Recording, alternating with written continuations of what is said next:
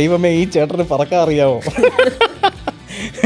രണ്ട് എങ്ങാനും ഇതിന് ഈ വണ്ടിക്ക് കുഴപ്പമൊന്നുമില്ലല്ലോ അല്ലേ? ഈ രണ്ട് കാര്യമേ നമ്മൾ ചിന്തിക്കുള്ളൂ. ചീപ്പ് എന്ന് പറയുന്ന സാധനമോ അഫോർഡബിൾ എന്ന് പറയുന്ന സാധനമൊന്നും അവിടെ ആപ്ലിക്കബിൾ അല്ല. There is only one thing that matters, safety. നമ്മുടെ Ahmedabad flight, oh my God, പലരും പലതും പറയുന്നുണ്ട്. PPL, നമ്മൾ പോകുന്നു പറക്കുന്നു, നമുക്ക് മറ്റേ സാധനം തരുന്നു. ഇങ്ങനെ അല്ല, there is a process to it. Boat കരയ്ക്കെടുക്കുമ്പോൾ ബ്രേക്ക് ചവിട്ടുന്ന ഒരു പരിപാടിയുണ്ട്, റിവേഴ്സ് ചെയ്തിട്ട്. അപ്പം നമുക്ക് തോന്നും ദൈവമേ ഇതൊരുമാതിരി വെള്ളത്തിൽ വരച്ച വര പോലെയാണല്ലോ, അത് നിൽക്കുമോ എന്ന് തോന്നില്ലേ? കാരണം വെള്ളത്തിന് ലാൻഡിനെക്കാളും റെസിസ്റ്റൻസ് കുറവാണ്. എയറിലാണെങ്കിലോ പ്രത്യേകിച്ച് റെസിസ്റ്റൻസേ ഇല്ല. നൈറ്റിൽ നമ്മൾ കാണുന്ന മാപ്പിനകത്ത് ഉള്ള ലൈറ്റ്സ്, താഴെ കാണുന്ന ലൈറ്റ്സ് വെച്ചിട്ട് നമ്മൾ ഒരു ഏരിയ ഐഡൻറ്റിഫൈ ചെയ്യണം. ആ ഏരിയ ഐഡൻറ്റിഫൈ ചെയ്ത് നമ്മൾ പറക്കണം. ഉദാഹരണത്തിന് പവർ കട്ടുള്ള സമയമാണെങ്കിൽ അങ്ങനെ സംഭവിച്ചിട്ടുണ്ട്. എത്ര എക്സാമിനേഷൻ സെൻറ്റേഴ്സ് ആണുള്ളത്, അതിൽ എത്ര പേരാണ് പരീക്ഷ എഴുതിയിരിക്കുന്നത്, അതിനകത്ത് ആർക്കൊക്കെ എത്ര മാർക്കുണ്ട് എന്ന് നമുക്ക് ലിസ്റ്റ് എടുക്കാൻ പറ്റും. മെറ്റീരിയോളജിയിൽ ഹയസ്റ്റ് മാർക്ക് മേടിച്ച കൂട്ടത്തിൽ, അതായത് ഹയസ്റ്റ് മാർക്സ് ഉള്ളതിൽ ഒരാൾ സലിക എന്ന് പറയുന്ന നമ്മുടെ സ്റ്റുഡൻ്റാണ്. Regress ground class, meteorology, navigation, regulation, RTR. Once you clear those subjects then you go out to fly. പിന്നെയാണ് നമ്മൾ ഫ്ലൈയിങ്ങിന് പോവുക. ഇന്ത്യയിലാണ് പഠിക്കുന്നുണ്ടെങ്കിൽ എക്സ്ട്രാ 2 സബ്ജക്റ്റും കൂടി പഠിക്കേണ്ടി വരും. ഞാൻ എൻ്റെ സ്റ്റുഡൻസിനെ അയക്കുന്ന US-ലും സെർബിയയിലോട്ടുമാണ്. ഈ 2 രാജ്യത്തും ഞാൻ സ്റ്റുഡൻസിനെ അയക്കുകയാണെങ്കിൽ ഈ എക്സ്ട്രാ 2 സബ്ജക്റ്റ് നമ്മൾ പഠിക്കേണ്ട ആവശ്യം വരുന്നില്ല. UPRT ചെയ്യണമെങ്കിൽ 15 ഗാലൻ ഫ്യൂവലേ അലൗഡ് ആയിട്ടുള്ളൂ. അപ്പോൾ നമുക്ക് ഫ്യൂവൽ ഡംപ് ചെയ്യേണ്ടി വരും, വെയിറ്റ് ചെയ്യും. അപ്പോൾ ഞാൻ പറഞ്ഞാൽ കുഴപ്പമില്ല. പോയിട്ട് തിരിച്ചു വന്നിട്ട് എന്നെ ഇങ്ങനെ നോക്കിയിട്ട് കാർത്തികിന് കുറച്ച് തടിയൊക്കെ ഉണ്ട്, നമുക്ക് ഫുള്ള് ചെയ്യേണ്ട, ഒരു 10% ചെയ്യാം. ഹാർട്ട് അറ്റാക്ക് അങ്ങനെ വന്നാലോ? അത് കേട്ട പേര് heart attack. All India DGCA എക്സാമിൽ ഒരു 3 സബ്ജക്ട്സിൽ ഹയസ്റ്റ് മാർക്സ് നേടിയ നമ്മുടെ കേരളത്തിലെ ഒരു ഇൻസ്റ്റിറ്റ്യൂട്ട്, അവർ തുടങ്ങിയിട്ട് 2023 ആയിട്ടുള്ളൂ. പക്ഷേ this time they have the highest mark എന്ന് തന്നെ പറയുന്നത്. So we have the director with me today. So നിങ്ങളിത് എങ്ങനെ കണ്ടുപിടിച്ചു ഞങ്ങളാണ് ഹയസ്റ്റ് മാർക്ക് എന്നുള്ളത്? നിങ്ങൾ എങ്ങനെയാണ് സ്ഥിരീകരിക്കുന്നത്? സോ സത്യം പറഞ്ഞു കഴിഞ്ഞാൽ ഇത് നമ്മൾ അഡ്വർടൈസ് ചെയ്തതല്ല. ഒറിജിനലി എന്ത് ചെയ്യാന്ന് പറഞ്ഞു കഴിഞ്ഞാൽ നമുക്ക് അറിയാം എത്ര എക്സാമിനേഷൻ സെൻറ്റേഴ്സാണുള്ളത്, അതിലെത്ര പേരാണ് പരീക്ഷ എഴുതിയിരിക്കുന്നത്, അതിനകത്ത് ആർക്കൊക്കെ എത്ര മാർക്കുണ്ട് എന്ന് നമുക്ക് ലിസ്റ്റ് എടുക്കാൻ പറ്റും. അപ്പോൾ അതിനകത്ത് ഹയസ്റ്റ് മാർക്ക് മെറ്റീരിയോളജിയിൽ, എനിക്ക് തോന്നുന്നു കഴിഞ്ഞ വർഷമാണെന്ന്, മെറ്റീരിയോളജിയിൽ ഹയസ്റ്റ് മാർക്ക് മേടിച്ച കൂട്ടത്തിൽ, അതായത് ഹയസ്റ്റ് മാർക്സ് ഉള്ളതിൽ ഒരാൾ സലിക എന്ന് പറയുന്ന നമ്മുടെ സ്റ്റുഡൻ്റാണ്. അതുപോലെ തന്നെ നമുക്ക് വേറൊരു സ്റ്റുഡൻ്റ് ഉണ്ട്, അർജുൻ, സെക്കൻഡ് ഹയസ്റ്റ് ആയിരുന്നു റെഗുലേഷനിൽ. അതുപോലെ തന്നെ തേർഡ് ഹയസ്റ്റ് നാവിഗേഷൻ രൂപ. ഈ കഴിഞ്ഞ നാവിഗേഷൻ എക്സാമിനേഷനിൽ ഡെൽബിൻ എന്ന് പറയുന്ന നമ്മുടെ സ്റ്റുഡൻറ്റ് സെക്കൻഡ് ഹയസ്റ്റ് മാർക്ക് മേടിച്ചു. ഇപ്പം റാങ്ക് അല്ല, ഹയസ്റ്റ് മാർക്ക് 98, 96 അങ്ങനെ ഉണ്ടാവത്തില്ലേ? അപ്പോൾ ആ മാർക്ക് മേടിച്ച് ഹയസ്റ്റ് മാർക്കിൽ നമുക്ക് കാണാൻ പറ്റും എത്ര പേരാണ് ഹയസ്റ്റ് മാർക്സ് മേടിച്ചത്. അങ്ങനെയാണ് നമുക്ക് അറിയാൻ പറ്റുക ഇവരാണ് മേടിച്ചത്. നമ്മൾ ഞാൻ വിചാരിച്ചു ഓക്കെ ഇത് നമ്മൾ പുറത്ത് പറഞ്ഞു കഴിഞ്ഞാൽ അവർ വിചാരിക്കും ഓക്കെ ഞാൻ മാർക്ക് മേടിച്ചു, ഇറ്റ് കംസ്, അത് അവരുടെ പുറത്തൊരു ബേർഡൻ ആവണ്ട എന്ന് വിചാരിച്ചിട്ടാണ് നമ്മളത് പുറത്ത് പറയുന്നത്. പിന്നെ എനിക്ക് തോന്നി അവർ നേടിയ കാര്യം അവർ അംഗീകരിച്ചില്ലെങ്കിൽ that could be bad. So they pushed really hard. Whom do you give the full എന്താ പറയണേ, അതിനുള്ള ഒരു ഫുൾ അപ്രിസിയേഷൻ ഫുള്ളി സ്റ്റുഡൻസിന് കൊടുക്കുന്നോ അതോ ഇൻസ്ട്രക്ടേഴ്സിന് കൊടുക്കുന്നോ? Definitely to the students and the instructors. Gokul worked really hard. Instructor, yes. Sujit worked really hard. അവർ പല രീതിയിലും അവർ questions restructure ചെയ്യുക, revisions കൊടുക്കുക, പിന്നെയും അവർക്ക് എവിടെയാണ് നമ്മൾ എക്സാമിനേഷൻ നമ്മൾ നടത്തുമ്പോൾ നമുക്കറിയാം ഓക്കെ ഇവിടെയാണ് അവർ വീക്ക്, ആ ഭാഗം പിന്നെ റിവൈസ് ചെയ്യുക. They've worked hard. Okay. I have very less to do with it. I just motivate them. I just say that this is what I want. എനിക്കിത് വേണം. ഞാൻ കൊച്ചു കുട്ടിയെ കിടങ്ങി എനിക്കിത് വേണം. സോ ഞാൻ ഇന്ന് എനിക്ക് സാറിനോട് ചോദിക്കാനുള്ളത്, ഒരു ഫ്ലൈയിങ്ങിലേക്ക് കടക്കുമ്പോൾ ഒരു പൈലറ്റ് എന്ന് പറയുമ്പോൾ more than the academics we need to know about the flying അല്ലേ?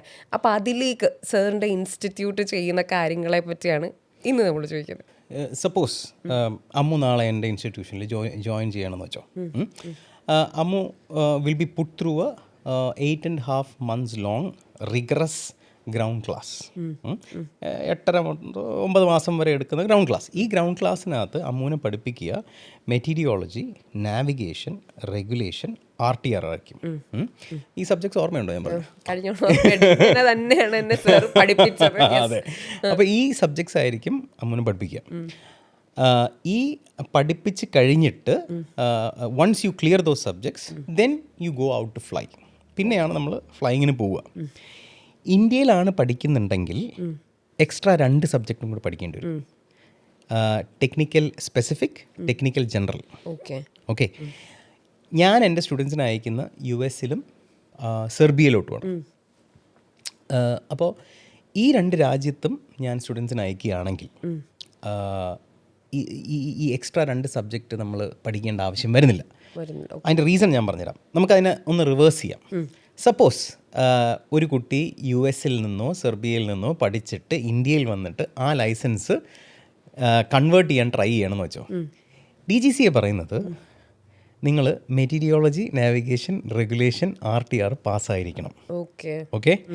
നിങ്ങൾക്ക് നിങ്ങൾ ക്ലാസ് 1 മെഡിക്കൽ ക്ലിയർ ചെയ്തിരിക്കണം. പിന്നെ നിങ്ങൾ ഒരു സ്കിൽ ടെസ്റ്റ് കൊടുക്കണം. ഈ സ്കിൽ ടെസ്റ്റ് എന്ന് പറഞ്ഞു കഴിഞ്ഞാൽ ഒരു നൈറ്റ് ചെക്ക്, ഒരു ഡേ ചെക്ക്, പിന്നെ ഒരു ക്രോസ് കൺട്രി.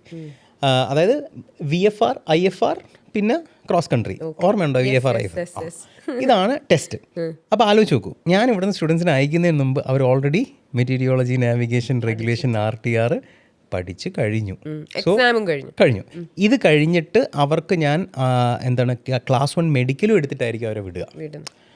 അപ്പോൾ അവർ തിരിച്ചു വരുമ്പോൾ ആകെ ഈ സ്കിൽ ടെസ്റ്റ് മാത്രം ചെയ്താൽ മതി. അപ്പോൾ എൻ്റെ ചോദ്യം, ഈ സ്കിൽ ടെസ്റ്റ് ഇവർ ഇവിടുന്ന് ചെയ്തിട്ട് ഇത് എത്ര നാളത്തേക്ക് വാലിഡ് ആയിരിക്കും? ഈ ഒരു ഇപ്പം ഒരു കുറച്ച് നാൾ സ്കിൽ ടെസ്റ്റ് ആണോ എക്സാമിനേഷൻ ആണോ? എക്സാമിനേഷൻ 5 വർഷത്തേക്ക് വാലിഡ് ആണ്. DGCA നമ്മൾ ഈ പാസ്സാവുന്ന പരീക്ഷ 5 വർഷത്തേക്ക് വാലിഡ് ആണ്. ഈ 5 വർഷത്തിനുള്ളിൽ നമ്മൾ ഫ്ലൈ ചെയ്ത് തിരിച്ചു വന്നാൽ മതി. You are ready to fly in India എന്നുള്ളൊരു കോൺസെപ്റ്റിലാണ്. അതെ. ഇനി ഫ്ലൈയിങ് എന്ന് പറയുന്നത് പല രാജ്യത്തും പല നിയമങ്ങളിലാണ് വർക്ക് ചെയ്യുക. Okay. Everybody do not follow the same principle. Okay. എനിക്ക് തോന്നുന്ന വേറെ ഏതോ ഇൻ്റർവ്യൂവിൽ ഞാൻ പറഞ്ഞിട്ടുണ്ട്. അതായത് FAA by US, United States of അമേരിക്കയുടെ സിവിൽ ഏവിയേഷൻ അതോറിറ്റിയാണ് ഫെഡറൽ ഏവിയേഷൻ അതോറിറ്റി. യൂറോപ്പിൻ്റെയാണ് IASA. ഈ 2 അതോറിറ്റീസിനെയും മിമിക്ക് ചെയ്യുന്നതാണ് പല രാജ്യങ്ങളുടെയും റെഗുലേഷൻസ്. ഓക്കെ. അപ്പോൾ ഉദാഹരണത്തിന് ഞാൻ പറയുകയാണെങ്കിൽ നമുക്ക് എക്സാമ്പിൾ എടുക്കാം. UAE അല്ലെങ്കിൽ മിഡിൽ ഈസ്റ്റ്, ദേ ലീൻ ടുവേർഡ്സ് IASA. അവർ യൂറോപ്യൻ സ്റ്റാൻഡേർഡ്സിലോട്ടാണ് ലീൻ ചെയ്യുക. ഇന്ത്യ കുറച്ചും കൂടെ US-ൻ്റെ സ്റ്റാൻഡേർഡ്സിലോട്ടാണ് ലീൻ ചെയ്യുക. എന്നാൽ അവർക്ക് അവരുടേതായ ചില എക്സ്ട്രാ പരിപാടികളൊക്കെ കാണും. അത് ഇന്ത്യക്കും ഉണ്ടാവും, US-നും ഉണ്ടാവും, ന്യൂസിലൻഡിനുണ്ടാവും, ഈ പറയുന്ന സൗത്ത് ആഫ്രിക്കയ്ക്ക് ഉണ്ടാവും. ഓക്കെ. സാർ പറയുന്നത് ഫ്ലൈയിങ് സ്റ്റാൻഡേർഡ്സിനാണ്. there are certain regulations. ഞാനൊരു എക്സാമ്പിൾ പറഞ്ഞുതരാം. നമുക്കൊരു സിമ്പിൾ എക്സാമ്പിൾ എടുക്കാം. US പറയുന്നത്, ഓക്കെ, നിങ്ങൾ പഠിക്കാൻ വന്നു, നിങ്ങൾ ആദ്യം പോയി PPL എടുക്കണമെന്ന് പറയും, പ്രൈവറ്റ് പൈലറ്റ് ലൈസൻസ് എടുക്കാൻ പറയും. അത് കഴിഞ്ഞിട്ട് നമ്മൾ ഇൻസ്ട്രുമെൻ്റ് റേറ്റിംഗ് എടുക്കണം. ഓക്കെ. അത് കഴിഞ്ഞിട്ട് നമ്മൾ അവർ ബിൽഡ് ചെയ്യണം. എന്ന് വെച്ച് കഴിഞ്ഞാൽ നമ്മളിപ്പം PPL എടുത്തു, വിച്ച് മീൻസ് നമുക്ക് വിഷ്വലി ഫ്ലൈ ചെയ്യാൻ അറിയാം, കുറച്ച് ദൂരോട്ടും ഫ്ലൈ ചെയ്യാൻ അറിയാം. ഇൻസ്ട്രുമെൻ്റ് റേറ്റിംഗ് എടുത്തു എന്ന് വെച്ച് കഴിഞ്ഞാൽ നമുക്ക് വെതറിൻ്റെ ഇടയിൽ പറക്കാനറിയാം, ഇരുട്ടത്ത് പറക്കാനറിയാം. ഓക്കെ. ഇനി ഈ പറന്നത് വെച്ചിട്ട് നമുക്ക് അവർ ബിൽഡ് ചെയ്യാം. എന്ന് വെച്ച് കഴിഞ്ഞാൽ കൈ തെളിയാൻ വേണ്ടി പറക്കാം. ഓക്കെ. ഒരു 10-100 മണിക്കൂർ പറന്നതിന് ശേഷമായിരിക്കും അവർ കൊമേഴ്ഷ്യൽ റേറ്റിങ്ങിന് വേണ്ടി പറക്കുക. കൊമേഴ്ഷ്യൽ റേറ്റിങ്ങിന് വേണ്ടി പറക്കുക എന്ന് പറഞ്ഞു കഴിഞ്ഞാൽ കുറച്ചും കൂടെ അച്ചടക്കത്തോടു കൂടി പറക്കുക എന്നുള്ളതാണ്. മനസ്സിലായി? കുറച്ചും കൂടെ സ്ട്രിഞ്ചൻ സ്റ്റാൻഡേർഡ്സിൽ നമ്മൾ പല കാര്യങ്ങളും പഠിക്കും. അതാണ് കൊമേഴ്ഷ്യൽ റേറ്റിങ്ങിന് വേണ്ടി പറക്കുക. അത് കംപ്ലീറ്റ് ചെയ്ത് കഴിഞ്ഞാലാണ് നമുക്ക് സിംഗിൾ എഞ്ചിൻ കൊമേഴ്ഷ്യൽ ലൈസൻസ് US-ൽ കിട്ടുക. DGCA-ലും ഇതേപോലെ തന്നെ. Okay. Number of hours, certain manures, certain emergency procedures അങ്ങോട്ടും ഇങ്ങോട്ടും ഡിഫറെൻ്റ് ആയിരിക്കും. ഓക്കെ. ഇനി യൂറോപ്പിലോട്ട് പോയി കഴിഞ്ഞ് കഴിഞ്ഞാൽ ഇതിൽ നിന്ന് കുറച്ച് ഡിഫറെൻ്റ് ആണ്. ഓക്കെ. US-ൽ നമുക്ക് മൊത്തം പരീക്ഷ, PPL-നൊരു പരീക്ഷ എഴുതും, നമ്മളുടെ ഇൻസ്ട്രുമെൻ്റ് റേറ്റിങ്ങിനൊരു പരീക്ഷ എഴുതും, കൊമേഴ്ഷ്യൽ റേറ്റിങ്ങിന് ഒരു പരീക്ഷ എഴുതും. ഇങ്ങനെയാണ് ഇതിൻ്റെ പരീക്ഷ പരിപാടി നടക്കുക. ഇയാസയിൽ എങ്ങനെയാണെന്ന് വെച്ച് കഴിഞ്ഞാൽ PPL 9 പേപ്പർ എഴുതണം. നമ്മൾ പഠിക്കുന്ന ഓൾമോസ്റ്റ് സെയിം സാധനം തന്നെ, ഇവരതിനെ സെപ്പറേറ്റ് സബ്ജക്ട്സ് ആക്കിയിരിക്കുകയാണ്. ഓക്കെ, അപ്പോൾ നമ്മൾ 9 പരീക്ഷ പാസ്സായി നമ്മൾ PPL എൻ്റെ പരീക്ഷ എഴുതിയെടുത്തു. ഇനി നമ്മൾ ഫ്ലൈ ചെയ്യാൻ പോവുകയാണ്. നമ്മൾ ഫ്ലൈ ചെയ്തു. ആ ഫ്ലൈ ചെയ്ത് നമ്മൾ PPL പരീക്ഷ എഴുതി നമ്മൾ PPLൻ്റെ ചെക്ക് റൈഡ് ചെയ്തു. ചെക്ക് റൈഡ് എന്ന് പറഞ്ഞു കഴിഞ്ഞാൽ ഡ്രൈവിംഗ് ടെസ്റ്റ് പോലെ ചെക്ക് റൈഡ് ചെയ്തു. ഈ ചെക്ക് റൈഡ് ചെയ്ത് കഴിഞ്ഞാൽ ഇയാസ റൂൾസ് ആണെങ്കിൽ നമ്മളുടെ അടുത്ത് പറയും, ശരി നിങ്ങൾ ചെക്ക് റൈഡൊക്കെ ചെയ്തല്ലോ, ഇനി പോയി ATPL എടുക്കാൻ പറയും. ATPL എന്ന് പറയുന്ന എയർലൈൻ ട്രാൻസ്പോർട്ട് പൈലറ്റ് ലൈസൻസ് എന്ന് പറയുന്ന സാധനമാണ്. ഓക്കെ, ഈ സാധനം നമ്മൾ സാധാരണഗതിയിൽ ഇപ്പം DGCAയിലാണെങ്കിലും FAAയിലാണെങ്കിലും ഇന്ത്യയിലാണെങ്കിലും US-ലാണെങ്കിലും നമ്മൾ CPL എടുത്തതിന് ശേഷമാണ് പഠിക്കുക. ഓക്കെ, ആ തിയറി പഠിച്ച് പാസ്സായിട്ടാണ് നമുക്കൊരു ഞാൻ കഴിഞ്ഞ പ്രാവശ്യം എക്സ്പ്ലെയിൻ ചെയ്തു, 1500 മണിക്കൂർ ഫ്ലൈ ചെയ്ത് കഴിഞ്ഞാൽ നമ്മൾ ക്യാപ്റ്റൻ ആവുമെന്ന് ഓർമ്മയുണ്ടോ? അതിൻ്റെ എക്സാമിനേഷനാണ് ATPL. പക്ഷേ യൂറോപ്യൻസ് പറയണത് എന്താണെന്ന് വെച്ച് കഴിഞ്ഞാൽ നീ പഠിക്കാനുള്ള എല്ലാം പഠിച്ചിട്ട് ഇവിടുന്ന് പോയാൽ മതി. അപ്പോൾ സമയം എന്ന് പറയുന്നത് ഡിഫറെൻ്റ് ആണ്. നമ്മളിപ്പോൾ ഇയാസയുടെ പരിപാടി എങ്ങനെയാണെന്ന് വെച്ചാൽ നമ്മൾ PPL എടുത്തു, നമ്മൾ PPL കംപ്ലീറ്റ് ചെയ്ത് ചെക്ക് റൈഡ് കഴിഞ്ഞു.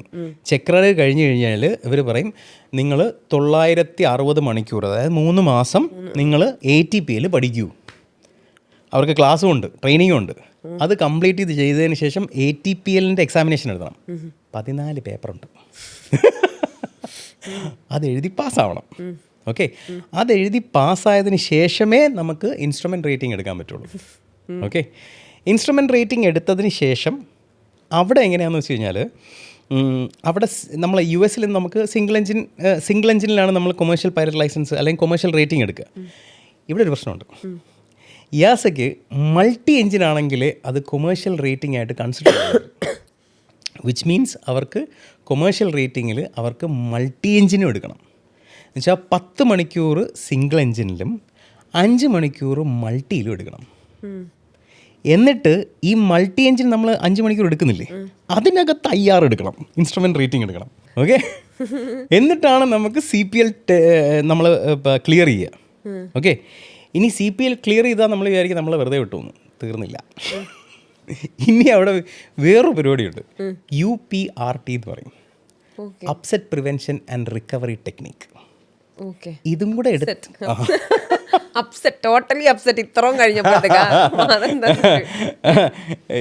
അത് ഭയങ്കര ഇൻട്രസ്റ്റിംഗ് ആണ്. ഈ upset prevention and recovery technique എന്ന് പറയുന്ന സാധനവും കൂടെ ക്ലിയർ ചെയ്താൽ മാത്രമേ യു വിൽ ഗെറ്റ് ഇയാസയുടെ CPL കിട്ടും. അതിനെന്താ ഈ പ്രത്യേകതയുള്ളത് സാർ പറഞ്ഞ UPRT ട്രെയിനിങ്ങിന്? സോ UPRT എന്ന് പറഞ്ഞു കഴിഞ്ഞാൽ നമ്മൾ ആക്ച്വൽ ഫ്ലൈയിങ് ചെയ്യുമ്പോഴത്തേക്കും നമ്മൾ എയർക്രാഫ്റ്റ് സ്റ്റോളിൽ പോവും. എയർക്രാഫ്റ്റ് സ്പിന്നിലോട്ട് പോകാനുള്ള ചാൻസ് ഉണ്ടാവും. സ്റ്റോൾ എന്ന് പറഞ്ഞാൽ ഞാൻ കഴിഞ്ഞ പ്രാവശ്യം എക്സ്പ്ലെയിൻ ചെയ്തു തന്നു. അതായത് എയർക്രാഫ്റ്റിൻ്റെ പിച്ച് അപ്പായിട്ട് എയർക്രാഫ്റ്റിൻ്റെ ലിഫ്റ്റ് ലൂസ് ചെയ്ത് താഴേക്ക് വീഴാൻ പോകുന്നൊരവസ്ഥ, അതാണ് സ്റ്റോൾ എന്ന് പറയുന്നത്. ഈ സ്റ്റോളിൽ പോയി കഴിഞ്ഞാൽ എയർക്രാഫ്റ്റ് ഇങ്ങനെ സ്പിന്നിൽ പോകും, ഇങ്ങനെ കറങ്ങും. ഓക്കെ, അപ്പോൾ സാധാരണ പഠിപ്പിക്കുമ്പോൾ സ്റ്റോളിൽ നമ്മൾ ഇൻഡ്യൂസ് ചെയ്യും. സ്റ്റോളിലോട്ട് പുഷ് ചെയ്തിട്ട് സ്റ്റോൾ ആവുമ്പോഴത്തേക്കും നമ്മൾ റിക്കവർ ചെയ്യും.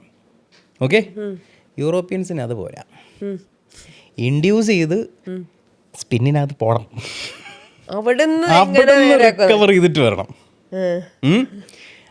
പിന്നെ വിങ് ഡ്രോപ്പ് സ്റ്റോൾ എന്ന് പറയുന്നൊരു സംഭവമുണ്ട്. എയർക്രാഫ്റ്റ് ഇങ്ങനെ സ്റ്റോളിലങ്ങ് പോകും, എന്ന് വെച്ചാൽ ഇങ്ങനെ കറങ്ങി അങ്ങ് കുത്തനങ്ങ് വീഴും. ഞാൻ സെർബിയ പോയപ്പോൾ I experience this. They sent my aircraft into a spin and then recovered and showed it to me. അവിടുത്തെ ക്യാപ്റ്റൻ, അതായത് ഞാൻ അവിടെ ചെന്നപ്പോഴത്തേക്ക് ഞാൻ പറഞ്ഞു, എൻ്റെ പിള്ളേരെ പഠിപ്പിക്കാൻ പോകുന്ന മെന്യൂഴ്സൊക്കെ എന്നെ സാറൊന്ന് കാണിക്കണം. ഓക്കെ, കാണിക്കാം. അങ്ങനെ കാണിച്ചു. എന്നിട്ട് പുള്ളി എനിക്ക് ബ്രീഫിംഗ് തന്നു UPRT എന്താണെന്ന്. എന്നിട്ട് പുള്ളി എയർക്രാഫ്റ്റിൻ്റെ അടുത്തോട്ട് വന്നപ്പോഴത്തേക്കും പറഞ്ഞു, കാർത്തിക്, നമുക്ക് UPRT ചെയ്യണമെങ്കിൽ 15 ഗാലൻ ഫ്യൂവലേ അലൗഡ് ആയിട്ടുള്ളൂ. അപ്പോൾ നമുക്ക് ഫ്യൂവൽ ഡംപ് ചെയ്യേണ്ടി വരും, വെയിറ്റ്. അപ്പോൾ ഞാൻ പറഞ്ഞാൽ കുഴപ്പമില്ല. പോയിട്ട് തിരിച്ചു വന്നിട്ട് എന്നെ ഇങ്ങനെ നോക്കിയിട്ട്, കാർത്തിക്കിന് കുറച്ച് തടിയൊക്കെ ഉണ്ട്, നമുക്ക് ഫുള്ള് ചെയ്യണ്ട, ഒരു 10% ചെയ്യാം. ഹാർട്ട് അറ്റാക്ക് അങ്ങനെ വന്നാൽ അത് കേട്ടപ്പോൾ എനിക്ക് ഹാർട്ട് അറ്റാക്ക് വന്നു. ഇത് വേഴ്സ് സിറ്റുവേഷൻ ഫേസ് ചെയ്യാനാണോ അപ്പോൾ ഇവർ പഠിപ്പിക്കുന്നത് അല്ലേ? ഐ മീൻ ഈ ഒരു നമ്മൾ പറയത്തില്ലേ, നമ്മൾ യങ് ആയിരിക്കുമ്പം നമ്മൾ സ്കൂട്ടർ ഓടിക്കുന്നു അല്ലെങ്കിൽ ബൈക്ക് ഓടിക്കുന്നു. ബൈക്ക് കിടത്തി പ്രാക്ടീസ് ചെയ്താലല്ലേ എവിടം വരെ കിടക്കുമെന്ന് അറിയാൻ പറ്റുള്ളൂ. So there will be a muscle memory. You will know when the aircraft is going to stall. ആ സ്റ്റോൾ വാർണിംഗ് ഇല്ലാതെ തന്നെ നമുക്ക് മനസ്സിലാവും സ്റ്റോൾ അടിക്കാൻ പോവാണ്. അപ്പം ഞാനൊരു കാര്യം ചോദിച്ചോട്ടെ, ഈ യൂറോപ്പിൽ പഠിക്കുന്നവന്മാരാണോ കേമന്മാർ? അങ്ങനെയല്ല കേട്ടോ, ഞാൻ കറക്ഷൻ കൊണ്ടുവരാം. യൂറോപ്യൻ ടെക്നിക്ക് എന്ന് പറഞ്ഞാൽ കുറച്ചും കൂടെ ഫിനിസ് ആഗ്രഹിക്കുന്നുണ്ട് അവർ. ഓക്കെ, FAA അങ്ങനെയല്ല. FAAയുടെ pilots are more, how would I put it, more aggressive, in a good way. Like for example, യൂറോപ്പിൽ ഫോർ എക്സാമ്പിൾ ലൈക്ക് ഇയാസ റെഗുലേഷൻ ആണെങ്കിൽ എയർക്രാഫ്റ്റ് റൺവേ ലെങ്ത്ത് 7000 അടി ഉണ്ടെന്ന് വെച്ചോ, എന്നാലും അവർ ഫ്ലാപ്പ്സിൽ സെറ്റ് ചെയ്തിട്ട് എത്ര അടി ടേക്ക് ഓഫ് ചെയ്യണമെന്ന് തീരുമാനിച്ചിട്ടാണ് ടേക്ക് ഓഫ് ചെയ്യുക. ഓക്കെ, FAAയിലാണെങ്കിൽ 7000 അടിയില്ലേ, എന്തിന് ഫ്ലാപ്പ്, ഫ്ലാപ്ലെസ് ടേക്ക് ഓഫ് ആണ്. ഓക്കെ, പിടികിട്ടിയോ? അപ്പം two different ways of approach. Engine failure during take off ഉണ്ട്, engine failure after take off ഉണ്ട്. ഇത് രണ്ടും എമർജൻസി പ്രൊസീജിയേഴ്സാണ്. ഞാൻ ഇത് പറഞ്ഞപ്പോൾ ഞാൻ സംതിങ് ഹാപ്പൻഡ് ഹിയർ അല്ലേ, നമ്മുടെ Ahmedabad flight. Oh my God, അല്ല ഞാൻ സാർ ഇങ്ങനെ പറഞ്ഞു തരുമ്പോൾ ഞാൻ അങ്ങനെയല്ല, നമ്മളിത് പെട്ടെന്ന് പറയുമ്പോൾ ഞാൻ അതിനെ പോയിന്റ് ഔട്ട് ചെയ്ത് പറഞ്ഞല്ല, നമ്മളിത് പറയാൻ നേരത്ത് we really see the efficiency of the pilots ആ സമയത്ത് ചിന്തിക്കുന്നതും അല്ലേ ഇത് പറയുമ്പോൾ. അതുകൊണ്ട് ബേസിക്കലി പ്രൊസീജിയർ ഇതാണ്. പൈലറ്റ് ഫോളോ ചെയ്തോ ഇല്ലയോ ഇതൊന്നും ഞാൻ കമൻറ്റ് ചെയ്യുന്നില്ല. I'm not a pilot, so I'm not suppose to. But the procedure is engine failure after take off ആണെങ്കിൽ നോസ് എന്ന് സേ വിത്തിൻ 45 ഡിഗ്രി ലെഫ്റ്റിലോട്ടോ റൈറ്റിലോട്ടോ നമ്മൾ എയർക്രാഫ്റ്റിനെ ഗ്ലൈഡ് ചെയ്ത് ലാൻഡ് ചെയ്യാൻ ട്രൈ ചെയ്യുക എന്നുള്ളതാണ് പറയുന്നത് പ്രൊസീജിയർ. ഓക്കെ, അപ്പോൾ ഈ procedure it is taught in Europe. Okay, in US the same thing is taught, but 500 ഫീറ്റിന് താഴെ വരാൻ പാടില്ല.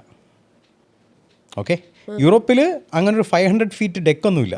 നമുക്ക് 200 ഫീറ്റ് വരെയും വന്ന് ചെയ്ത് നിങ്ങൾ എന്താണ് എയർക്രാഫ്റ്റിനെ ഡിച്ച് ചെയ്യണ്ട, ജസ്റ്റ് താഴെ വരെ കൊണ്ടുവന്നിട്ട് നിങ്ങൾക്ക് ടേക്ക് ഓഫ് ചെയ്യാം. അപ്പോൾ പൈലറ്റ്സിന് ഒരു 200 ഫീറ്റ് വരെ താഴെ കൊണ്ടുവന്ന് ഇങ്ങനെയാണ് ചെയ്യുന്നതെന്ന് കാണിച്ചു കൊടുത്തിട്ട് ടേക്ക് ഓഫ് ചെയ്യാം. പക്ഷേ US ഈ സാധനം ഒരു 500 ഫീറ്റിന് മേളിലേ ചെയ്യാൻ പറ്റുള്ളൂ, താഴോട്ട് വരാൻ പാടില്ല. ഇതൊക്കെ ഡെക്കോറംസ് ആണ്. But end of the day, both pilots are great in their own ways.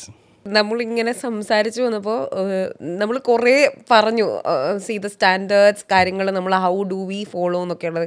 പക്ഷെ ഞാൻ കഴിഞ്ഞ തവണത്തെ ഇൻ്റർവ്യൂവിൻ്റെ അകത്ത് കണ്ട ഒരു കമൻറ്റ് വെച്ചിട്ട് ടാറ്റ്സ് how do you support in the flying എന്ന് ഞാൻ ചോദിക്കുകയുണ്ടായി. അതുകൊണ്ട് തന്നെ I M just asking you. Last time എനിക്കറിയില്ല, എനിക്ക് തോന്നുന്നു നമ്മുടെ ഇൻ്റർവ്യൂ കഴിഞ്ഞപ്പോൾ 90% പോസിറ്റീവായിരുന്നു. Okay, we got to know new things. അങ്ങനെ അത് ചിലർ അതിൻ്റെ താഴെ കമൻറ്റ് ഇട്ടേക്കുന്നത് ഞാൻ കണ്ടു. ഇവരിപ്പോൾ എന്താ ഇവരിവിടെ നിന്ന് പഠിപ്പിച്ചു വിടുന്നു, എല്ലാവരും ചെയ്യുന്ന മാതിരി. അത് കഴിഞ്ഞിട്ട് പറക്കാൻ വേണ്ടി വേറെ എങ്ങോട്ടെങ്കിലും പറഞ്ഞു വിടും, റെഫർ ചെയ്യുമായിരിക്കും, ചിലപ്പോൾ അതിൽ നിന്നൊരു കമ്മീഷനും കിട്ടുമായിരിക്കും എന്ന്. ഇല്ല, അങ്ങനെ ഒരു കമന്റ് ഉണ്ട്. അപ്പോൾ ഞാൻ വെരി ജെന്യൂൻ ആയിട്ട് സാറിനോട് അപ്പൊ ടാറ്റ്സിന്റെ കേസിൽ ശരിക്കും എങ്ങനെയാണ്? You said you went to Serbia, കാര്യങ്ങളൊക്കെ പറഞ്ഞു. ടാറ്റ്സ് എങ്ങനെയാണ് നിങ്ങളുടെ സ്റ്റുഡൻസിനെ, how do you say your cadets? Okay, അപ്പോൾ എങ്ങനെയാണ് നിങ്ങൾ അവരെ സപ്പോർട്ട് ചെയ്യുന്നത്? അതായത് നമുക്ക് ഗ്രൗണ്ട് സ്കൂൾ പഠിപ്പിക്കാം, പഠിപ്പിച്ചിട്ട് നമുക്കറിയാവുന്നുള്ള ഏതെങ്കിലും ഫ്ലൈയിങ് സ്കൂളിന് നമുക്ക് റെഫർ ചെയ്യാം.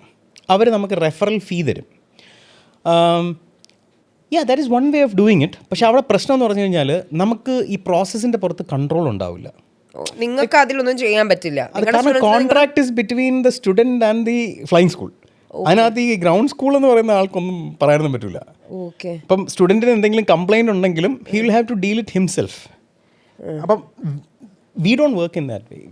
ഞാൻ പറഞ്ഞല്ലോ we work on something called gross contract concept. അപ്പം നമ്മൾ എന്ത് ചെയ്യുമെന്ന് പറഞ്ഞു കഴിഞ്ഞാൽ, സേ ഫോർ എക്സാമ്പിൾ നമുക്ക് സെർബിയ ഒരു സിമ്പിൾ എക്സാമ്പിൾ എടുക്കാം. ഇൻ ഓർഡർ ഫോർ മീ, ഞാനൊരു ഒരു ഫ്ലൈയിങ് സ്കൂളിനെ എൻ്റെ ട്രെയിനിങ് പ്രോഗ്രാമിൽ ആഡ് ചെയ്യണമെങ്കിൽ 4 കടമ്പകളുണ്ട്. അതെ, അതെങ്ങനെ നമ്മൾ ഐഡന്റിഫൈ ചെയ്യും ഈ ഫ്ലൈയിങ് സ്കൂൾ അടിപൊളിയാണെന്ന്? അതുകൊണ്ട് അല്ലേ? ഒന്ന്, നമ്മൾ ആർക്കും അവർ ഫ്ലൈയിങ് സ്കൂളാണെന്ന് പറയാം. നമ്മൾ ആദ്യം ചെയ്യുക എന്താണെന്ന് വെച്ച് കഴിഞ്ഞാൽ, നമ്മൾ ആ പെർട്ടിക്കുലർ ഫ്ലൈയിങ് സ്കൂൾ, ഇപ്പം സപ്പോസ് സെർബിയ ആണെന്ന് വെച്ചോ, സെർബിയയിൽ നമ്മളൊരു ഫ്ലൈയിങ് സ്കൂൾ പറയുകയാണ്, നമ്മൾ നല്ല ഫ്ലൈയിങ് സ്കൂളാണ് ഇവിടുത്തെ. ആദ്യം നമ്മൾ ചെയ്യുകയെന്ന് പറഞ്ഞാൽ ആ ഫ്ലൈയിങ് സ്കൂളിന് അവിടുത്തെ Serbian CAD, Serbian civil aviation അതോറിറ്റിയുടെ വെബ്സൈറ്റിൽ പോയി കഴിഞ്ഞാൽ അവരുടെ ATO സർട്ടിഫിക്കറ്റ് കാണാം.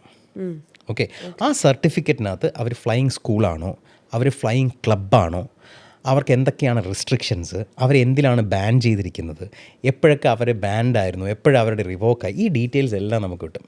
അത് FAയുടെ സൈറ്റിൽ പോയി കഴിഞ്ഞ് കഴിഞ്ഞാൽ നമ്മൾ ആ പെർട്ടിക്കുലർ സ്കൂളിൻ്റെയും കിട്ടും. സേ ഫോർ എക്സാമ്പിൾ, ഞാൻ എൻ്റെ സ്റ്റുഡൻസിനെ വിടുന്നത് സെർബിയയിലെ മോസ്റ്റ് ടോപ്പ് ഫ്ലൈയിങ് സ്കൂളാണ്, വെർഷസ് എന്ന് പറയും, ഏവിയേഷൻ അക്കാഡമി എന്നാണ് പറയപ്പെടുന്നത്. അവിടുത്തെ government ഇൻസ്റ്റിറ്റ്യൂഷനാണ്. I think I am the first flying school to send my students to a government public funded flying school. Okay. Don't ask me how. It's a long procedure. Anyway. And you made it. Yeah. Okay. So അവിടെ അവർ government institution ആയിട്ട് പോലും I have to check അവർക്ക് എന്തെങ്കിലും restrictions ഉണ്ടോ, അവരെന്തെങ്കിലും കാര്യത്തിൽ ban ചെയ്തിട്ടുണ്ടോ, ഇത് നമുക്ക് കിട്ടും. അവരുടെ CADയുടെ അല്ലെങ്കിൽ സിവിൽ ഏവിയേഷൻ ഡയറക്ടറേറ്റിൻ്റെ വെബ്സൈറ്റിൽ നിന്ന് കിട്ടും. അത് ക്ലിയറായി അവർ ഫ്ലൈയിങ് സ്കൂളാണ്, അവർക്ക് ഫ്ലൈയിങ് സ്കൂൾ നടത്താം, അവർക്ക് PPLന് ട്രെയിൻ ചെയ്യാം, ഇൻസ്ട്രുമെൻറ്റ് റേറ്റിങ്ങിന് ട്രെയിൻ ചെയ്യാം, അവർക്ക് UPRTക്ക് ട്രെയിൻ ചെയ്യാം. ഇതെല്ലാം ഈ പറയുന്ന ലൈസൻസിനകത്തുണ്ടെങ്കിൽ ആദ്യത്തെ കടമ്പ കഴിഞ്ഞു. രണ്ടാമത്തെ കടമ്പ, അവരുടെ അക്കാഡമിക് ഡിപ്പാർട്ട്മെൻറ്റിൻ്റെ ട്രെയിനിങ് മാനുവൽസ് ഉണ്ട്. ആ മാനുവൽസ് എൻ്റെ അക്കാഡമിക് ഡിപ്പാർട്ട്മെൻറ്റുമായിട്ട് ഷെയർ ചെയ്യണം. ഷെയർ ചെയ്തിട്ട് നമ്മളത് വിൽ ഗോ ത്രൂ ഇറ്റ്. എന്നിട്ട് അത് നമ്മൾ ഓക്കെ ആണെങ്കിൽ തേർഡ് പ്രൊസീജിയർ എന്ന് പറയുന്നത്, നമ്മൾ പിന്നെ നമ്മളുടെ ട്രെയിനിങ് പ്രോഗ്രാമും അവരുടെ ട്രെയിനിങ് പ്രോഗ്രാമും അലൈൻ ചെയ്യാനായിട്ട് നമ്മൾ നെഗോസിയേഷൻ സ്റ്റാർട്ട് ചെയ്യും. സേ ഫോർ എക്സാമ്പിൾ, ഏത് ഫ്ലൈയിങ് സ്കൂളാണെങ്കിലും അത് ഗവൺമെൻറ് ആണെങ്കിലോ അല്ലെങ്കിലോ നമ്മളുടെ യൂണിഫോം ധരിക്കണം. അത് നമ്മളുടെ ആവശ്യമാണ്. അതെ, അവിടെ അപ്പീലില്ല. ഓക്കെ, അപ്പോൾ that is one term that we have. രണ്ടാമത്തെ ടേം ഇസ് ദാറ്റ് നമുക്ക് 3 സ്ട്രൈക്ക് പ്രിൻസിപ്പിളാണ്. അതായത് നമ്മളുടെ എഗ്രിമെൻറ്റ് ട്രൈ പാർട്ടി ആയിരിക്കും. നമ്മളും ആ ഫ്ലൈയിങ് സ്കൂളും എൻ്റെ സ്റ്റുഡൻറ്റും കൂടെ ആയിരിക്കും contract. Okay, we will have 3 strike rule. First strike, അവിടെ പോയി സ്റ്റുഡൻറ്റ് പഠിച്ചു, not happy, he will complain to the institution, he will inform us. Okay, രണ്ട് ഭാഗത്തും. ഓക്കെ, ഒന്നും നടന്നില്ല. നമ്പർ 2, എൻ്റെ അവിടുത്തെ ലോക്കൽ റെപ്രസെൻറ്റേറ്റീവ് ഉണ്ടാവും, അദ്ദേഹത്തിന് ഇൻഫോം ചെയ്യും, അദ്ദേഹം പോയി സ്കൂളിൽ സംസാരിക്കും. Strike 3, I or my representative will fly down to Serbia. എനിക്ക് സെർബിയയുടെയും വിസയുണ്ട്, US-ൻ്റെ വിസയുണ്ട്. ഓക്കെ, ഇതാണ് നമ്മളുടെ പരിപാടി. And fourth important thing is that നമ്മൾ റെഫറൽ എടുക്കുകയല്ല ചെയ്യുന്നത്. നമ്മൾ ആക്ച്വലി നമുക്ക് എത്ര സ്റ്റുഡൻസ് ഉണ്ടെന്ന് നമ്മൾ മനസ്സിലാക്കിയതിന് ശേഷം നമ്മൾ അവർക്ക് ഒരു അപ്ഫ്രണ്ട് ഫീ കൊടുക്കും. Okay, so that they know that this many students are coming. Slot booking എന്നൊക്കെ നമ്മൾ പറയുന്നത്. അതേപോലെ ഓക്കെ, നമ്മൾ ഇത്ര സ്റ്റുഡൻസ് ഉണ്ട്, നമുക്ക് ഇന്ന കാര്യങ്ങൾ വേണം, ഇന്ന ട്രെയിനിങ്. സേ ഫോർ എക്സാമ്പിൾ, വെർഷസിൻ്റെ അടുത്ത് നമ്മൾ റിക്വസ്റ്റ് ചെയ്തു നമ്മളെ സ്റ്റുഡൻസിന് ലോ ഫ്ലൈയിങ് വേണം, 200 feet low flying വേണം എന്ന് നമ്മൾ റിക്വസ്റ്റ് ചെയ്തിട്ടുണ്ട്. Normally they don't give that. It's not a requirement, anybody asked. Okay. So we asked. We said that we wanted that. So that now they have made arrangement for it. We said that നമുക്ക് സ്റ്റുഡൻസിൻ്റെ IFR ട്രെയിനിങ്ങിന് നമുക്ക് glass cockpit, അതായത് G1000 cockpit ഉള്ള aircraft വേണമെന്ന് പറഞ്ഞു, which they have agreed to it. അപ്പോൾ ഇങ്ങനെയുള്ള കാര്യങ്ങൾ നമ്മൾ നെഗോഷിയേറ്റ് ചെയ്യും. ഇപ്പോൾ ഞാൻ ഇതെല്ലാം why did you prefer all this, ഞാൻ ഇതൊക്കെ ചോദിച്ചു കഴിഞ്ഞാൽ കാർഡ് കയറി പോകുമെന്ന് എനിക്കൊരു സംശയം ഇല്ലേ, അതുകൊണ്ട് ഞാൻ അങ്ങനെ ഇങ്ങനെയൊന്നും ചോദിക്കുന്നില്ല. ഇതിപ്പം അവസാനം ഈ ഇൻ്റർവ്യൂവിന് വരെ എൻ്റെ സംശയങ്ങൾ തീർക്കുന്ന ഒരു ക്ലാസ് ആയി മാറും, അതുകൊണ്ട് ഞാൻ അങ്ങനെ പോകുന്നില്ല. Okay, so this is the major difference between ആ മൊഡാലിറ്റിയും ഈ മൊഡാലിറ്റിയും തമ്മിൽ. ഇത് നമ്മൾ we are not actually referring, it's just that Ammo, I'll be very open to you. If we wanted to start a flying school with aircrafts, we could have. Yes. അതൊരു ചോദ്യം വരാൻ പോവുമായിരുന്നു. കാരണം ഈ കേൾക്കുന്ന എല്ലാവരും വിചാരിക്കുന്നുണ്ട് സെർബിയ പൊക്കോ, US പൊക്കോ, യൂറോപ്പ് അതെന്താ ഇന്ത്യയിൽ ഇപ്പോൾ പറഞ്ഞാൽ എന്താ പ്രശ്നം എന്ന് ചോദിക്കുന്നവരുണ്ടാകാം ചിലപ്പോൾ. അങ്ങനെയല്ല കേട്ടോ, അങ്ങനെയല്ല. ഇന്ത്യ പറഞ്ഞ പ്രശ്നം എന്നുള്ളതല്ല. നമ്മളുടെ പ്രശ്നം എന്ന് പറഞ്ഞു കഴിഞ്ഞാൽ ചില I don't know how flying schools will react to this. It's just that എൻ്റെ പരിമിതികളിൽ നിന്നാണ് ഞാൻ ചിന്തിക്കുക, എൻ്റെ കൂടെ ഉള്ളവരുടെ പരിമിതികളിൽ നിന്നായിരിക്കും അവർ ചിന്തിക്കുക. എൻ്റെ കൂടെ ഉള്ളവരെല്ലാവരും അസറ്റ് മാനേജേഴ്സാണ്, അവർക്ക് പ്രോപ്പർട്ടി ഉണ്ട്, അവർ എയർപോർട്ട് മാനേജേഴ്സാണ്, അവർ അസറ്റ്സ് മാനേജ് ചെയ്യുന്നവരാണ്. ഞാനും ആ കാറ്റഗറിയിൽ പെടുന്നതാണ്. എൻ്റെ ബാക്ക്ഗ്രൗണ്ടും എയർപോർട്ടാണ്. അപ്പോൾ എൻ്റെ അടുത്ത് പറയുകയാണ് ഓക്കെ ഫ്ലൈയിങ് സ്കൂൾ നടത്തണം, ഇതിൻ്റെ ഇടയിൽ നമ്മളൊരു 5 എയർക്രാഫ്റ്റിന് മെയിൻറ്റെയിൻ ചെയ്യണം. അപ്പോൾ ബിസിനസ് മാറി. Now I am into asset management. Okay, aircraft fly ചെയ്തുകൊണ്ടേ ഇരിക്കണം, അത് ഏൺ ചെയ്യണം, അതിനെ മെയിൻറ്റെയിൻ ചെയ്യണം, അതിൻ്റെ നമ്പർ ഓഫ് അതിൻ്റെ ഡിപ്രീഷിയേഷൻ ഞാൻ കാൽക്കുലേറ്റ് ചെയ്യണം. അത് എന്നെ ട്രെയിനിങ്ങിൽ നിന്നും ഒന്ന് എൻ്റെ ഫോക്കസ് ഷിഫ്റ്റ് ആക്കും. ഓക്കെ, അപ്പോൾ എനിക്ക് അങ്ങനെ ഒരു പരിപാടിയിൽ ഫോക്കസ് ചെയ്യേണ്ട ആവശ്യമില്ല. അതിന് പകരം ഞാൻ ആൾക്കാരിൽ ഇൻവെസ്റ്റ് ചെയ്യുകയാണെങ്കിൽ ഈ അസറ്റ്സ് നമ്മൾ ഹയർ ചെയ്താൽ പോരെ. ഓക്കെ, ഞാനിത് പറയുമ്പോൾ എനിക്ക് ഒരു ക്വസ്റ്റ്യനും കൂടി. നൗ ഇന്ത്യയിലും ഇതേമാതിരി തന്നെ ഫ്ലൈയിങ് സ്കൂൾസ് ഉണ്ടോ? There is a lot of good schools in India. Then why don't you go for that? അതെന്താണ് ചോദിക്കാനുള്ള കാരണം ഞാൻ പിന്നെ പറയാം. ഞാൻ പറഞ്ഞുതരാം. ഇന്ത്യയിൽ എൻ്റെ അറിവനുസരിച്ച് 39 FTOs ആണുള്ളത്, ഫ്ലൈറ്റ് ട്രെയിനിങ് ഓർഗനൈസേഷൻസ് ആണുള്ളത് ഉള്ളത് ഇപ്പോൾ കറൻ്റ്ലി. ഇനിയും എനിക്ക് തോന്നുന്നു അപ്രൂവൽസ് വരുമായിരിക്കും. Number of aircrafts I don't remember, but it is definitely less than 600. Okay. അപ്പോൾ അങ്ങനെ വരുമ്പോൾ അവർക്ക് തന്നെ ഇഷ്ടം പോലെ സ്റ്റുഡൻസ് ഉണ്ട്. അവർക്ക് തന്നെ അവിടെ തന്നെ ഭയങ്കര, ഇവിടെ ഇന്ത്യയിൽ അത്യാവശ്യം ഓവർ ക്രൗഡഡ് ആണ്.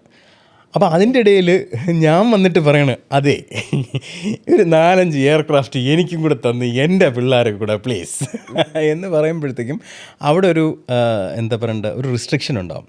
പിന്നെ ഞാൻ ലൈക്ക് ഏവിയേറ്റർ ട്രെയിനിങ് സ്കൂൾ എപ്പോഴും ചിന്തിക്കുന്നത് എന്താണെന്ന് വെച്ച് കഴിഞ്ഞാൽ നമ്മൾ ഒരു മാർക്കറ്റിൽ ഫോക്കസ് ചെയ്യാതെ നമുക്ക് എന്തുകൊണ്ട് മൾട്ടിപ്പിൾ മാർക്കറ്റിൽ ഫോക്കസ് ചെയ്തുകൂടാ.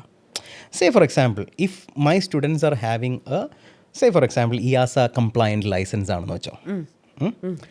ഇയാസ കംപ്ലയൻറ്റ് ലൈസൻസ് ആണെങ്കിൽ അവർക്ക് മിഡിൽ ഈസ്റ്റിൽ അപ്ലൈ ചെയ്യാൻ കുറച്ചും കൂടെ എളുപ്പമായിരിക്കും. ഇപ്പം ഞാൻ ഉദാഹരണം പറഞ്ഞുതരാം. ഇപ്പോൾ വിസ് എയർ അബുദാബിയിൽ ഓപ്പറേറ്റ് ചെയ്യുന്ന ഒരു ഓപ്പറേറ്ററാണ്. വിസ് എയറിൻ്റെ ഇപ്പം അവരുടെ വെബ്സൈറ്റിൽ കയറി നോക്കിയാലും അവരുടെ റിക്വയർമെൻറ്റിനകത്ത് ഒരെണ്ണമാണ് നിങ്ങൾ ATPL തിയറി പാസ്സായിരിക്കണം, നിങ്ങൾക്ക് UPRT ഉണ്ടായിരിക്കണം, അഡ്വാൻസ്ഡ് UPRT ഉണ്ടായിരിക്കണം. If you remember my students have got both of that. പിടികിട്ടിയോ? ഇത് that's like an added advantage for me. കാരണം airline industry is cyclical in nature.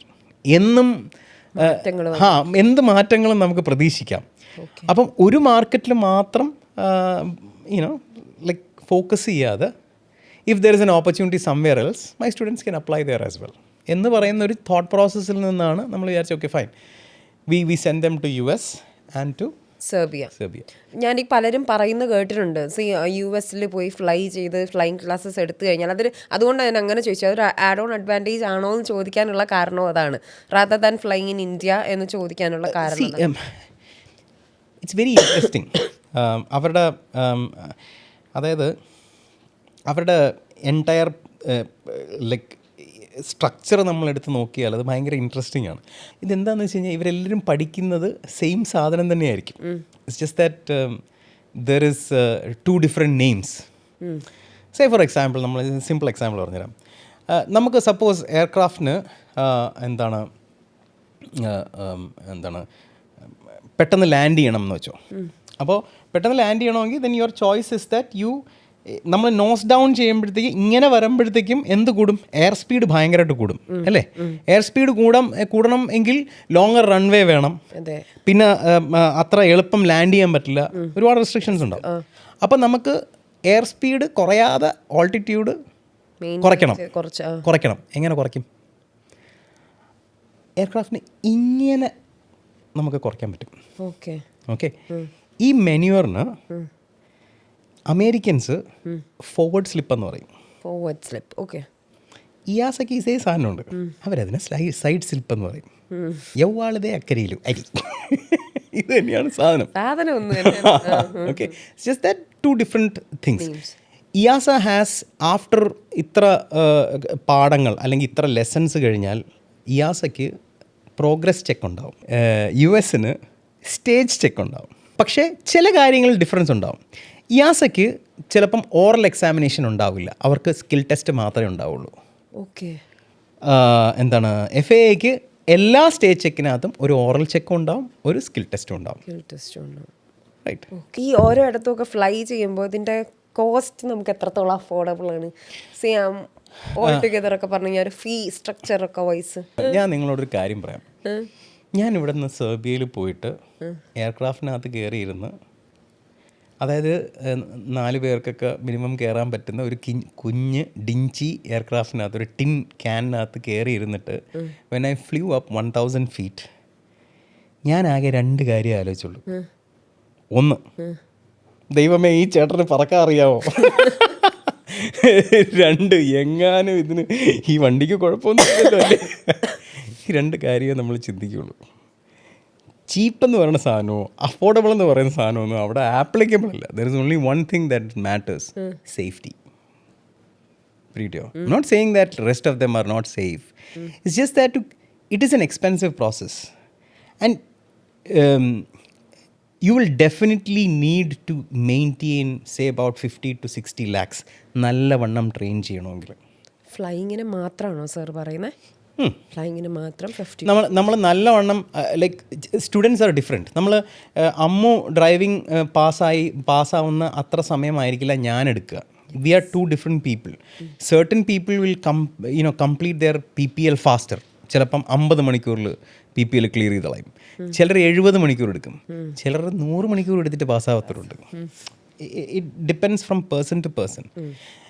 ഞാൻ സിമ്പിളായിട്ടൊരു കാര്യം പറഞ്ഞുതരാം.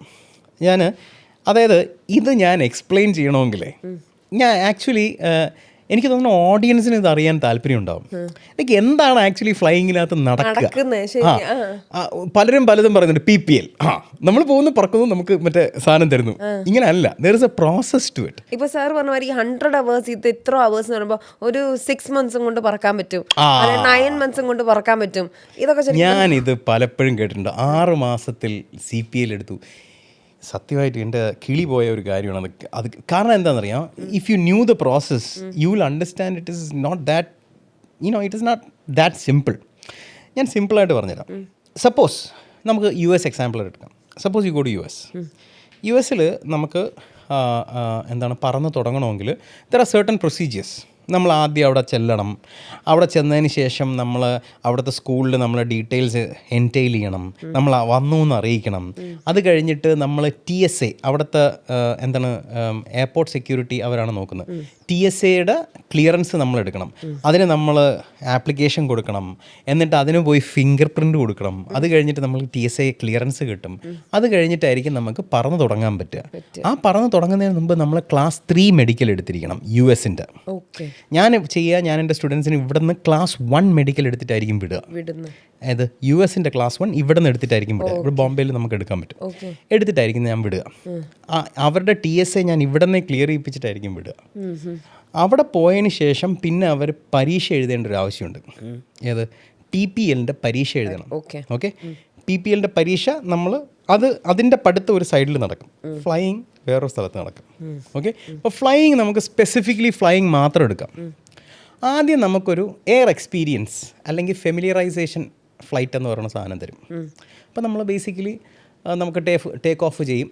എന്നിട്ട് നമുക്ക് നമ്മൾ എവിടേക്കാണ് ട്രെയിൻ ചെയ്യാൻ പോകുന്നത്, വിഷ്വലി എങ്ങനെയാണ് പുറത്തേക്ക് കാണുക, പിന്നെ ഒരു സ്റ്റീപ്പ് പുഷ് ഒക്കെ നടത്തി നമ്മുടെ പേടി അങ്ങ് മാറ്റിയെടുക്കും. നമുക്ക് കൂടെ ഒരാളുണ്ടാവില്ലേ? കൂടെ എന്തായാലും ഉണ്ടാവും. അത് വേറെ പിന്നല്ലാതെ ഈ മേളിൽ എങ്ങനെ പോകും? ഞാൻ സോളോ ഫ്ലൈയിങ്ങിന്റെ ഞാൻ ഇടയ്ക്ക് ചിന്തിച്ചു പോയി.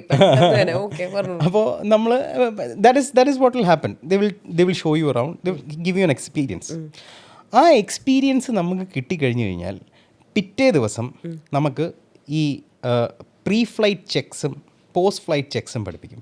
പ്രീ ഫ്ലൈറ്റ് ചെക്ക് എന്ന് പറഞ്ഞാൽ നമ്മൾ എയർക്രാഫ്റ്റ് പറക്കുന്നതിന് മുമ്പ് നമ്മൾ കൺട്രോൾ സർഫേസസ് എല്ലാം ചെക്ക് ചെയ്ത് നോക്കണം എന്തെങ്കിലും പ്രശ്നമുണ്ടോ എന്ന്. ഓക്കെ. അതായത് എയർക്രാഫ്റ്റിൻ്റെ വാലിൻ്റെ ഭാഗത്തുള്ളത് റഡർ ഇങ്ങനെ ഇരിക്കുന്ന സാധനം. ഓക്കെ. പിന്നെ ഈ ടീ അല്ലേ, ടീയുടെ താഴെ ഇങ്ങനെ വന്നിട്ട് ഇങ്ങനൊരു സംഭവമില്ലേ, ഈ സാധനം എലിവേറ്ററാണ്. അത് കഴിഞ്ഞിട്ട് വിങ്ങിൽ വരുന്നത് എയിലറോൺ ആണ്. ഓക്കെ, ഇതൊക്കെയാണ് കൺട്രോൾ സർഫസ്. ഈ കൺട്രോൾ സർഫസ് നമ്മൾ ചെക്ക് ചെയ്ത് നോക്കണം, കുഴപ്പമില്ല ഉണ്ടോ, ഇതൊക്കെ മൂവ് ചെയ്യോ, ഇത് അവിടെ വെച്ച് നിന്ന് പോവോ എന്നൊക്കെ നമ്മൾ ചെക്ക് ചെയ്യണം.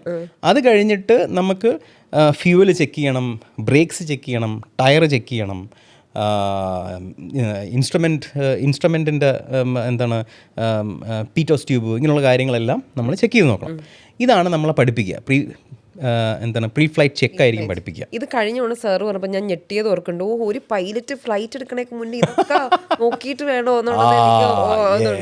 അപ്പോൾ ഈ ചെക്ക് നമ്മൾ എടുക്കുന്നു, ഈ ചെക്ക് എടുക്കാൻ നമ്മൾ പഠിപ്പിക്കും. ഇത് പഠിപ്പിച്ച് കഴിഞ്ഞാൽ പിന്നെ നമ്മൾ കൺട്രോൾ സർഫസിനെ പറ്റിയായിരിക്കും പഠിപ്പിക്കുക. കൺട്രോൾ സർഫസ് എന്ന് പറഞ്ഞു കഴിഞ്ഞാൽ നമുക്ക് നമുക്ക് യോക്കുണ്ടാവും, അതായത് ഈ കോളം ഇല്ലേ ആ സാധനം ഉണ്ടാവും, റഡർ ഉണ്ടാവും, കാല് വെച്ച് ചവിട്ടുന്ന റഡർ ഉണ്ടാവും. ഓക്കെ, ബേസിക്കലി എയർക്രാഫ്റ്റിനെ 3 മോഷനാണുള്ളത്. ഈ സാധനം വെച്ചിട്ട് ഞാൻ കാണിച്ചുതരാം, നമുക്ക് ഇതൊരു എയർക്രാഫ്റ്റായിട്ട് കൺസിഡർ ചെയ്യാം. ഈ മോഷൻ ഇതിനെ നമ്മൾ യോയിങ് എന്ന് പറയും. ഓക്കെ, ഈ മോഷൻ ഇതിനെ നമ്മൾ പിച്ചിങ് എന്ന് പറയും. ഓക്കെ, ഈ മോഷൻ ഇതിനെ നമ്മൾ റോളിംഗ് എന്ന് പറയും. ഓക്കെ, മോള് ബോട്ടിൽ യാത്ര ചെയ്തിട്ടുണ്ടോ? ഉണ്ടല്ലോ. ബോട്ട് കരയ്ക്കെടുക്കുമ്പോൾ ബ്രേക്ക് ചവിട്ടുന്ന ഒരു പരിപാടിയുണ്ട്, റിവേഴ്സ് ചെയ്തിട്ട്. അപ്പം നമുക്ക് തോന്നും ദൈവമേ ഇതൊരുമാതിരി വെള്ളത്തിൽ വരച്ച വര പോലെയാണല്ലോ, നിൽക്കുമോ എന്ന് തോന്നില്ലേ? കാരണം വെള്ളത്തിന് ലാൻഡിനെക്കാളും റെസിസ്റ്റൻസ് കുറവാണ്. എയറിലാണെങ്കിലോ പ്രത്യേകിച്ച് റെസിസ്റ്റൻസേ ഇല്ല. ഓക്കെ, അപ്പോൾ ഇതിനെ കൺട്രോൾ ചെയ്യുന്നത് ഒരു കാൽക്കുലേറ്റഡ് മൂവ്മെൻ്റ് ആണ്. മനസ്സിലായോ? ഒരു ബാലൻസ് ആണ്. ഓക്കെ, അപ്പോൾ നമ്മളുടെ ഈ പ്രൈമറി കൺട്രോൾ എന്ന് പറയുന്നത്, അതായത് യോയിങ്, പിച്ചിങ്, റോളിംഗ്, ഇതിന് ഒരു സെക്കൻഡറി എഫക്റ്റ് ഉണ്ടാവും. അതായത് പ്രൈമറി കൺട്രോൾസിൻ്റെ സെക്കൻഡറി എഫക്റ്റ്. ഞാൻ ഉദാഹരണം പറഞ്ഞുതരാം. സപ്പോസ് ഞാൻ ഈ എയർക്രാഫ്റ്റിനെ യോ ചെയ്യാനായിട്ട് ഞാൻ പെഡലായിട്ട് യൂസ് ചെയ്യുക, റഡർ യൂസ് ചെയ്യും.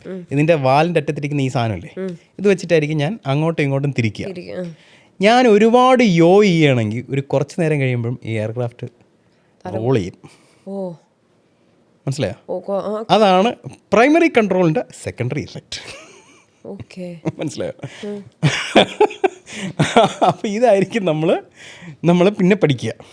ഓക്കെ, പ്രൈമറി കൺട്രോൾസ് പഠിച്ചു, പിന്നെ പ്രൈമറി കൺട്രോൾസിൻ്റെ സെക്കൻഡറി ഇഫക്റ്റ് പഠിച്ചു ഇല്ലേ?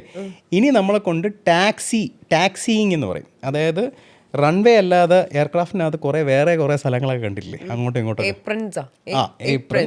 ഏപ്രൺ, ടാക്സി വേ എന്നൊക്കെ പറയും. അപ്പോൾ ഈ ടാക്സി വേക്കകത്ത് ലാൻഡിൽ ഓടിക്കുന്ന പരിപാടിയാണ് എന്താണ് ടാക്സിയിങ് എന്ന് പറയുന്നത്. ടാക്സിയിങ് ചെയ്യാൻ പഠിക്കും. ഈ ടാക്സിയിങ് ചെയ്യാന്ന് പറഞ്ഞു കഴിഞ്ഞാൽ നമ്മൾ കാണുന്നത് പോലെ എയർക്രാഫ്റ്റ് മറ്റേ സ്റ്റിയറിംഗ് ഉണ്ട്, അവിടുന്ന് റൈറ്റ് പോയി അങ്ങോട്ട് പോകും, ലെഫ്റ്റ് അങ്ങനെ അല്ല. കാല് വെച്ചിട്ടാണ് ഈ സാധനം കൺട്രോൾ ചെയ്യുക, റഡർ വെച്ചിട്ടാണ് കൺട്രോൾ ചെയ്യുക. ഓക്കെ, മോള് മറ്റേ മൈക്രോസോഫ്റ്റ് സിമ്മിനൊക്കെ കണ്ടിട്ടില്ലേ, നമ്മൾ കയറി ഇരുന്നിട്ട് എയർക്രാഫ്റ്റ് ഓണാക്കി കഴിഞ്ഞാൽ സ്ട്രെയിറ്റ് ആയിട്ട് പോകുന്നു. ഇതൊരിക്കലും സംഭവിക്കില്ല. എനിക്ക് ഇത്ര കേൾക്കുമ്പോൾ എന്താ തോന്നണേ അറിയോ, വെറുതെ അല്ല പൈലറ്റ്സിന് ഇത്ര സാലറി കേട്ടോ. അപ്പം അതാണ് ആദ്യം നമ്മൾ ടാക്സിങ്, അതായത് ഒരു സെൻട്രൽ ലൈനിൽ കൂടെ ഓടിക്കാൻ നമ്മൾ ആദ്യം പഠിപ്പിക്കും. ഓക്കെ, അത് കഴിഞ്ഞിട്ടാണ് നമ്മളെ എന്താണ് ടേക്ക് ഓഫ് അപ്പോഴും പഠിപ്പിക്കില്ല, അപ്പോഴും സാറ് ടേക്ക് ഓഫ് ചെയ്ത് തരും. എന്നിട്ട് മേളിൽ പോയതിന് ശേഷം നമുക്ക് ചെറിയ ചെറിയ കാര്യങ്ങൾ, അതായത് പിച്ചപ്പ്, പിച്ച് ഡൗൺ, ലെവൽ ഓഫ്. നമ്മളിങ്ങനെ പോയിട്ട് പിന്നെ ലെവൽ ഓഫ് ആവില്ലേ, ഇങ്ങനെ പോയി ലെവൽ ഓഫ് ആവും എയർക്രാഫ്റ്റ്. ഡിസെൻറ്റ്, പിന്നെ ലെവൽ ഓഫ്. ഓക്കെ, ചെറിയ എന്താണ് 30 ഡിഗ്രി എന്താണ് ബാങ്ക്, അങ്ങനെയുള്ള ചെറിയ ചെറിയ പരിപാടികളെല്ലാം നമ്മൾ അതിനുശേഷം നമ്മൾ പഠിപ്പിക്കും. അത് കഴിഞ്ഞ് നമ്മൾ അത് പഠിച്ചു കഴിഞ്ഞാൽ പിന്നെ നമ്മൾ സ്റ്റോളിങ്, എയർക്രാഫ്റ്റ് സ്റ്റോളിൽ പോകുമ്പോഴത്തേക്കുള്ള പരിപാടികൾ പഠിക്കും. അത് പവർ ഓൺ സ്റ്റോളുണ്ട്, പവർ ഓഫ് സ്റ്റോളുണ്ട്. സ്റ്റോളിങ് ഞാൻ നേരത്തെ പറഞ്ഞെന്ന ഓർമ്മയുണ്ടോ? എയർക്രാഫ്റ്റ് ആവശ്യത്തിൽ കൂടുതൽ പിച്ചപ്പ് ആകുമ്പോഴത്തേക്കും എയർക്രാഫ്റ്റ് ലിഫ്റ്റ് ലൂസ് ചെയ്ത് വന്ന് വീഴും. സാർ മുന്നേ ആക്സിഡൻസിന്റെ കാര്യം പറഞ്ഞപ്പോൾ അതിനെ പറഞ്ഞിരുന്നു. കറക്റ്റ്. അപ്പോൾ ഈ ലാൻഡിങ് എന്ന് പറയുന്നത് എന്താണെന്ന് അറിയാം. ആക്ച്വലി ലാൻഡിങ് എന്ന് പറഞ്ഞാൽ കൺട്രോൾഡ് സ്റ്റോളാണ്. ഓക്കെ, എയർക്രാഫ്റ്റ് താഴെ കൊണ്ടുവന്നിട്ട് എയർക്രാഫ്റ്റിൻ്റെ ലിഫ്റ്റ് സ്റ്റോപ്പ് ആയാലല്ലേ എയർക്രാഫ്റ്റ് ലാൻഡ് ചെയ്യുള്ളൂ. അപ്പോൾ നമ്മൾ നോസ് ഒന്ന് പൊക്കി കൊടുക്കും. അതിനാണ് ഫ്ലെയറിങ് എന്ന് പറയുന്നത്. ഇങ്ങനെയാണ് ലാൻഡ് ചെയ്യുക. അപ്പോൾ ഈ എയർക്രാഫ്റ്റ് നമ്മൾ ലാൻഡ് ചെയ്യുന്ന, അതായത് പവർ, അതായത് ലാൻഡ് ചെയ്യുന്ന സമയത്തുള്ള സ്റ്റോൾ, ടേക്ക് ഓഫിൻ്റെ സമയത്തുള്ള സ്റ്റോൾ, ഇതാ എങ്ങനെ അവോയ്ഡ് ചെയ്യണമെന്ന് പഠിക്കണം നമ്മൾ. ഓക്കെ, അപ്പോൾ നമ്മൾ ഇത് പഠിച്ചു. പിന്നെ സ്ലോ ഫ്ലൈയിങ് എന്ന് പറയുന്നൊരു സാധനമുണ്ട്. അതായത് സ്റ്റോൾ ആവുന്നതിന് മുമ്പുള്ള അത്രയും സ്പീഡ് 10 knots, നോട്ടിക്കൽ മൈൽസിലാണ് നമ്മൾ സ്പീഡ് റെഫർ ചെയ്യുക. 10 knots ഒക്കെ സ്റ്റോൾ സ്പീഡ് വരുന്നതിന് തൊട്ട് മുമ്പുള്ള സ്പീഡ് വരെ നമ്മൾ ഈ എയർക്രാഫ്റ്റിനെ പതുക്കെ ഫ്ലൈ ചെയ്യിപ്പിക്കുന്ന ഒരു പരിപാടിയുണ്ട്. അതിനെയാണ് നമ്മൾ സ്ലോ ഫ്ലൈയിങ് എന്ന് പറയുന്നത്. ഇനിയും ഇഷ്ടം പോലെ മെന്യൂസ് കഴിഞ്ഞിട്ടാണ് നമ്മൾ എമർജൻസി പ്രൊസീജിയേഴ്സ് പഠിക്കണം. നമ്മൾ ഞാൻ ഇത് പറഞ്ഞല്ലോ, സൈഡ് സ്ലിപ്പ്, ഞാൻ നേരത്തെ പറഞ്ഞില്ലേ, സൈഡ് സ്ലിപ്പ് പഠിക്കണം. ഇത്രയും കാര്യങ്ങൾ പഠിച്ച് കഴിഞ്ഞിട്ടായിരിക്കും പിന്നെ അതുപോലെ തന്നെ നമ്മൾ circuits and landing, take off, landing, circuits, അതായത് എയർക്രാഫ്റ്റ് ഒരു ഇങ്ങനെ പറന്ന് പൊങ്ങി കറങ്ങി തിരിച്ചു വന്ന് ലാൻഡ് ചെയ്ത് പറന്ന് പൊങ്ങി കറന്ന് ആ പരിപാടി പഠിക്കണം. ഇതിൻ്റെ ഇടയിൽ ഇവർ എമർജൻസീസ് പഠിക്കേണ്ടി വരും. ഞാൻ കുറച്ച് നേരത്തെ പറഞ്ഞില്ലേ, emergency engine failure during take of, after take of, ഇങ്ങനെ കുറേ എമർജൻസി പ്രൊസീജിയേഴ്സ് ഉണ്ട്. ഇത് കഴിഞ്ഞിട്ട് ഇവർ ടേൺ അറൗണ്ട് എ പോയിന്റ് എന്ന് പറയുന്നൊരു സംഭവമുണ്ട്. അതായത് ഒരു പോയിന്റ്, ഒരു റെഫറൽ പോയിന്റ് കാണും, ഒരു സ്ഥലത്ത് ഒരു റെഫറൽ പോയിന്റ് ഉണ്ട്, അതിന് ചുറ്റാകെ ഫ്ലൈ ചെയ്യണം. ഇങ്ങനെ ഇത് പറയുമ്പോൾ എളുപ്പമാണ്, എയറിലാണ് ഫ്ലൈ ചെയ്യുന്നത്. നമ്മൾ നേരെ പറക്കുകയാണെന്ന് വെച്ചോ, റൈറ്റിലോട്ട് തിരിയാൻ ശ്രമിക്കുമ്പോഴത്തേക്കും അവിടെ നിന്ന് കാറ്റൊന്ന് പുഷ് ചെയ്യും. അപ്പം നമ്മൾ ഈ വിചാരിക്കുന്നിടത്ത് ടേൺ ആവില്ല. അവിടെ നിന്ന് പിന്നെ റൈറ്റ് എടുക്കുമ്പോഴത്തേക്കും ഇവിടെ നിന്ന് കാറ്റ് വരും. അപ്പം ഇത് ഇങ്ങോട്ട് പുഷാവും. മനസ്സിലായോ? അപ്പോൾ ആക്യുറേറ്റായിട്ട് കറങ്ങേണ്ടി വരും ഒരു പോയിന്റിന് ചുറ്റാകുക. അത് കഴിഞ്ഞ് നമ്മൾ യെസ് ടേൺസ് എന്ന് പറയുന്നൊരു സംഭവമുണ്ട്, ഇങ്ങനെ ടേൺ ചെയ്യണം. ഓക്കെ, ഇതിൻ്റെ ഇടയിൽ നമ്മൾ ഡിസെൻഡ് ടേണിങ് എന്ന് പറയുന്നൊരു സംഭവമുണ്ട്. അതായത് ഇങ്ങനെ എയർക്രാഫ്റ്റ് ഡിസെൻഡ് ചെയ്യുമ്പോൾ ടേൺ ചെയ്യാൻ പറ്റണം. ക്ലൈം ടേൺ ഉണ്ട്, ഇങ്ങനെ ക്ലൈംബ് ചെയ്യുമ്പോഴത്തേക്കും ടേൺ ചെയ്യാൻ പറ്റണം. ഓക്കെ, ഇതെല്ലാം മാനുവൽസാണ്. ഇതെല്ലാം നമ്മൾ പഠിച്ചുകൊണ്ടിരിക്കണം. One after the other we have to train the students to go through this process. Okay, പിന്നെ ഇവർ അൺയൂഷ്വൽ ആറ്റിറ്റ്യൂഡ്, അതായത് എയർക്രാഫ്റ്റ് ഒരു പ്രത്യേക ആറ്റിറ്റ്യൂഡിൽ നിൽക്കുകയാണ്. ഞാൻ പറയണം, നമ്മൾ വണ്ടി ഓടിച്ചുകൊണ്ടിരിക്കുകയാണ്, ഒരു പേന താഴെ വീണു, നമ്മൾ താഴോട്ട് എടുക്കാനായിട്ട് കുനിഞ്ഞു, നമ്മളെ പെട്ടെന്ന് നമ്മുടെ ഷർട്ട് കയറി നമ്മളുടെ കൺട്രോൾ കോളത്തിനെ ഇങ്ങനെ റൈറ്റിലോട്ട് പുഷ് ചെയ്തു, എയർക്രാഫ്റ്റ് റൈറ്റിലോട്ടായി. നമ്മൾ എന്താണോ കണ്ടുകൊണ്ടിരുന്നത് പിന്നെ അതല്ല കാണുന്നത്. അപ്പോൾ നമ്മൾ ഓറിയൻറ്റേഷൻ മാറി, ഇതെവിടെയാണെന്ന് അറിയില്ല. മനസ്സിലായോ? അപ്പോൾ അൺയൂഷ്വൽ ആറ്റിറ്റ്യൂഡ്, അതിനെ കറക്റ്റ് ചെയ്യാൻ നമ്മൾ പഠിക്കണം. പിടിയോ?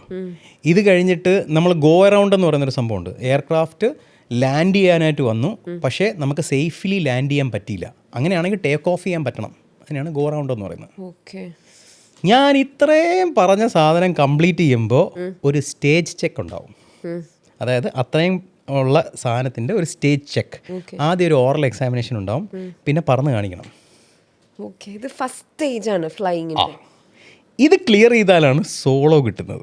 ഇത് ഫസ്റ്റ് സ്റ്റേജേ ആയുള്ളൂ. ഇത് കഴിഞ്ഞ് കഴിഞ്ഞാൽ നമുക്ക് സോളോ ചെയ്യാനായിട്ട് നമ്മളുടെ ഇൻസ്ട്രക്ടറിന് തോന്നുകയാണ്, ചിൻഡു നീ കൊള്ളാടാ, നീ എടുത്തുകൊണ്ട് പോയിക്കോ എന്ന് പറയുന്നൊരു പോയിന്റ് എത്തുമ്പോഴേ നമുക്ക് സോളോ കിട്ടും.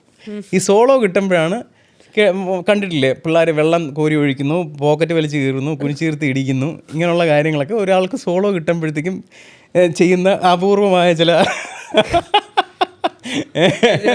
പരിപാടികളാണ്. നമ്മളെ ചിത്രത്തിനകത്ത് മോഹൻലാൽ പറയത്തില്ലേ, ഇനിയുണ്ടോ ഇങ്ങനത്തെ വിചിത്രമായ ആചാരങ്ങൾ? അതേപോലെ നമുക്ക് സോളോ കിട്ടും. ഇനി സപ്പോസ് നമുക്ക് സോളോ കിട്ടിയെന്ന് വെച്ചോ, നമ്മൾ ഒറ്റയ്ക്ക് ഓടിക്കാൻ പഠിച്ചു. അടുത്ത നമ്മൾ short cross country, long cross country. ഈ ക്രോസ് കൺട്രി എന്ന് പറഞ്ഞാൽ ഒരു രാജ്യത്ത് നിന്ന് വേറെ രാജ്യമല്ല കേട്ടോ, അല്ല, ഒരു എയർപോർട്ടിൽ നിന്ന് വേറൊരു എയർപോർട്ട്, അത്രയേ ഉള്ളൂ. ഷോർട്ട് ക്രോസ് കൺട്രി എന്ന് പറഞ്ഞു കഴിഞ്ഞാൽ വൺ ഔട്ട് സ്റ്റേഷൻ എന്നാണ്. ഇപ്പം US വൺ ഔട്ട് സ്റ്റേഷൻ, അതായത് നമ്മൾ ഒരു എയർപോർട്ടിൽ നിന്ന് ടേക്ക് ഓഫ് ചെയ്യുന്നു, വേറൊരു എയർപോർട്ടിൽ ലാൻഡ് ചെയ്യുന്നു. ഞാൻ റെഫറൻസ് പറയുന്നത്, കൊച്ചിയിൽ നിന്ന് ടേക്ക് ഓഫ് ചെയ്യുന്നു, നമ്മൾ തിരുവനന്തപുരത്ത് ലാൻഡ് ചെയ്യുന്നു, എന്നിട്ട് തിരുവനന്തപുരത്ത് നിന്ന് തിരിച്ചു വരുന്നു. ഓക്കെ, ഇതാണ് ഷോർട്ട് ഇത് ഇവിടെ എന്താണ് നോട്ടിക്കൽ മൈൽസ് ഡിഫറെൻ്റ് ആയിരിക്കും കേട്ടോ. US ആണെങ്കിൽ ഷോർട്ടർ സ്ഥലത്തായിരിക്കും ബേസിക്കലി ഒരു എയർപോർട്ടിൽ നിന്ന് വേറെ എയർപോർട്ട്. ഓക്കെ, അതാണ് ഷോർട്ട് ക്രോസ് കൺട്രി. ഇനി ലോങ് ക്രോസ് കൺട്രി ഉണ്ട്. അവിടെ 2 ഔട്ട് സ്റ്റേഷൻ, അതായത് ഒരു എയർപോർട്ടിൽ നിന്ന് എയർപോർട്ട് എയിൽ നിന്ന് എയർപോർട്ട് ബിയിൽ പോകുന്നു, എയർപോർട്ട് ബിയിൽ നിന്ന് എയർപോർട്ട് സിയിൽ പോകുന്നു. ഷോർട്ട് ക്രോസ് കൺട്രി ഒന്ന് കഴിഞ്ഞു, ലോങ് ക്രോസ് കൺട്രി കഴിഞ്ഞു. ഇനി ഡൈവേർഷൻ പ്രാക്ടീസ് ചെയ്യണം. അതായത് നമ്മൾ പർട്ടിക്കുലർലി സപ്പോസ് ട്രിവാൻഡ്രത്ത് നിന്ന് നമ്മൾ കണ്ണൂർ ലാൻഡ് ചെയ്യാനാണ് ഒറിജിനലി പ്ലാൻ ചെയ്യുന്നത്. പക്ഷേ we need to divert and land somewhere. ആ ഡൈവേർഷൻ എങ്ങനെ ചെയ്യണം എന്ന് നമ്മൾ പഠിക്കണം. അത് വിഷ്വലിയാണ് ചെയ്യാനുള്ളത്, ഇൻസ്ട്രുമെൻ്റ് ഒന്നും യൂസ് ചെയ്യാൻ പാടില്ല. വിഷ്വലി ചെയ്യണം. അത് മറ്റേ നമ്മൾ മാപ്പ് ഉണ്ടാവും. ആ മാപ്പിനകത്ത് നമുക്ക് ഫ്ലൈറ്റ് പ്ലാൻ ഉണ്ടായിരിക്കും. ആ ഫ്ലൈറ്റ് പ്ലാൻ നമ്മൾ ഓൾറെഡി വരച്ചൊക്കെ വെച്ചിട്ടുണ്ടാവും. ഇന്ന സ്ഥലത്തൂടെ പോയി ഇന്നടത്ത് എത്തണം എന്ന് പറഞ്ഞിട്ട് അതിനെ മാറ്റി വേറെ flight plan, alternative flight plan ഉപയോഗിച്ച് അടുത്ത എയർപോർട്ടിൽ ലാൻഡ് ചെയ്യണം. ഡൈവേർഷൻ പഠിക്കണം. ഓക്കെ, ഡൈവേർട്ട് ചെയ്ത് ലാൻഡ് ചെയ്യാൻ പഠിക്കണം. പിന്നെ VOR ട്രാക്കിംഗ് എന്ന് പറയുന്നൊരു സംഭവം, അത് ഞാൻ എക്സ്പ്ലെയിൻ ചെയ്യാൻ പോയാൽ ഭയങ്കര കോംപ്ലിക്കേറ്റഡ് ആവും. അങ്ങനൊരു സാധനം പഠിക്കണം. സോറി. പിന്നെ VOR ട്രാക്കിംഗ് ഞാൻ നേരത്തെ പറഞ്ഞത് ഓർമ്മയുണ്ടോ? ഫ്ലാപ്ലെസ് ടേക്ക് ഓഫ്. അതിൻ്റെ റിവേഴ്സ്. ഫ്ലാപ്പ് ഇല്ലാതെ, അതായത് ഡ്രാഗ് ഒട്ടുമില്ല. നമ്മൾ അതായത് പവർ കുറച്ച് ഹാൻഡിൽ ചെയ്ത് പോലെ ലാൻഡ് ചെയ്യണം. ഓക്കെ, അതാണ് ഫ്ലാപ്ലെസ് ലാൻഡിങ്. ഇത് പഠിച്ചു കഴിഞ്ഞാൽ പിന്നെ നമ്മൾ നൈറ്റ് ഫ്ലൈയിങ് ചെയ്യണം. നൈറ്റ് ഫ്ലൈയിങ് എന്ന് പറഞ്ഞു കഴിഞ്ഞാൽ ഇൻസ്ട്രുമെൻ്റ് യൂസ് ചെയ്തല്ല. ഓർമ്മയുണ്ടോ ഞാൻ VFR എങ്ങനെയാണ് ഫ്ലൈ ചെയ്യുന്നതെന്ന് പണ്ട് പറഞ്ഞു തന്നത്? അതായത് നമ്മളുടെ കയ്യിലൊരു മാപ്പ് ഉണ്ടാവും, മാപ്പിലെ വേ പോയിന്റ്സ് താഴെ മാർക്ക് ചെയ്തിട്ട് ഫ്ലൈ ചെയ്യണം. ഓക്കെ, ഇതിനെ നൈറ്റിൽ ചെയ്യണം. വിച്ച് മീൻസ് നൈറ്റിൽ നമ്മൾ കാണുന്ന മാപ്പിനകത്ത് ഉള്ള ലൈറ്റ്സ്, താഴെ കാണുന്ന ലൈറ്റ്സ് വെച്ചിട്ട് നമ്മൾ ഒരു ഏരിയ ഐഡൻറ്റിഫൈ ചെയ്യണം. ആ ഏരിയ ഐഡൻറ്റിഫൈ ചെയ്ത് നമ്മൾ പറക്കണം. ഉദാഹരണത്തിന് പവർ കട്ടുള്ള സമയമാണെങ്കിൽ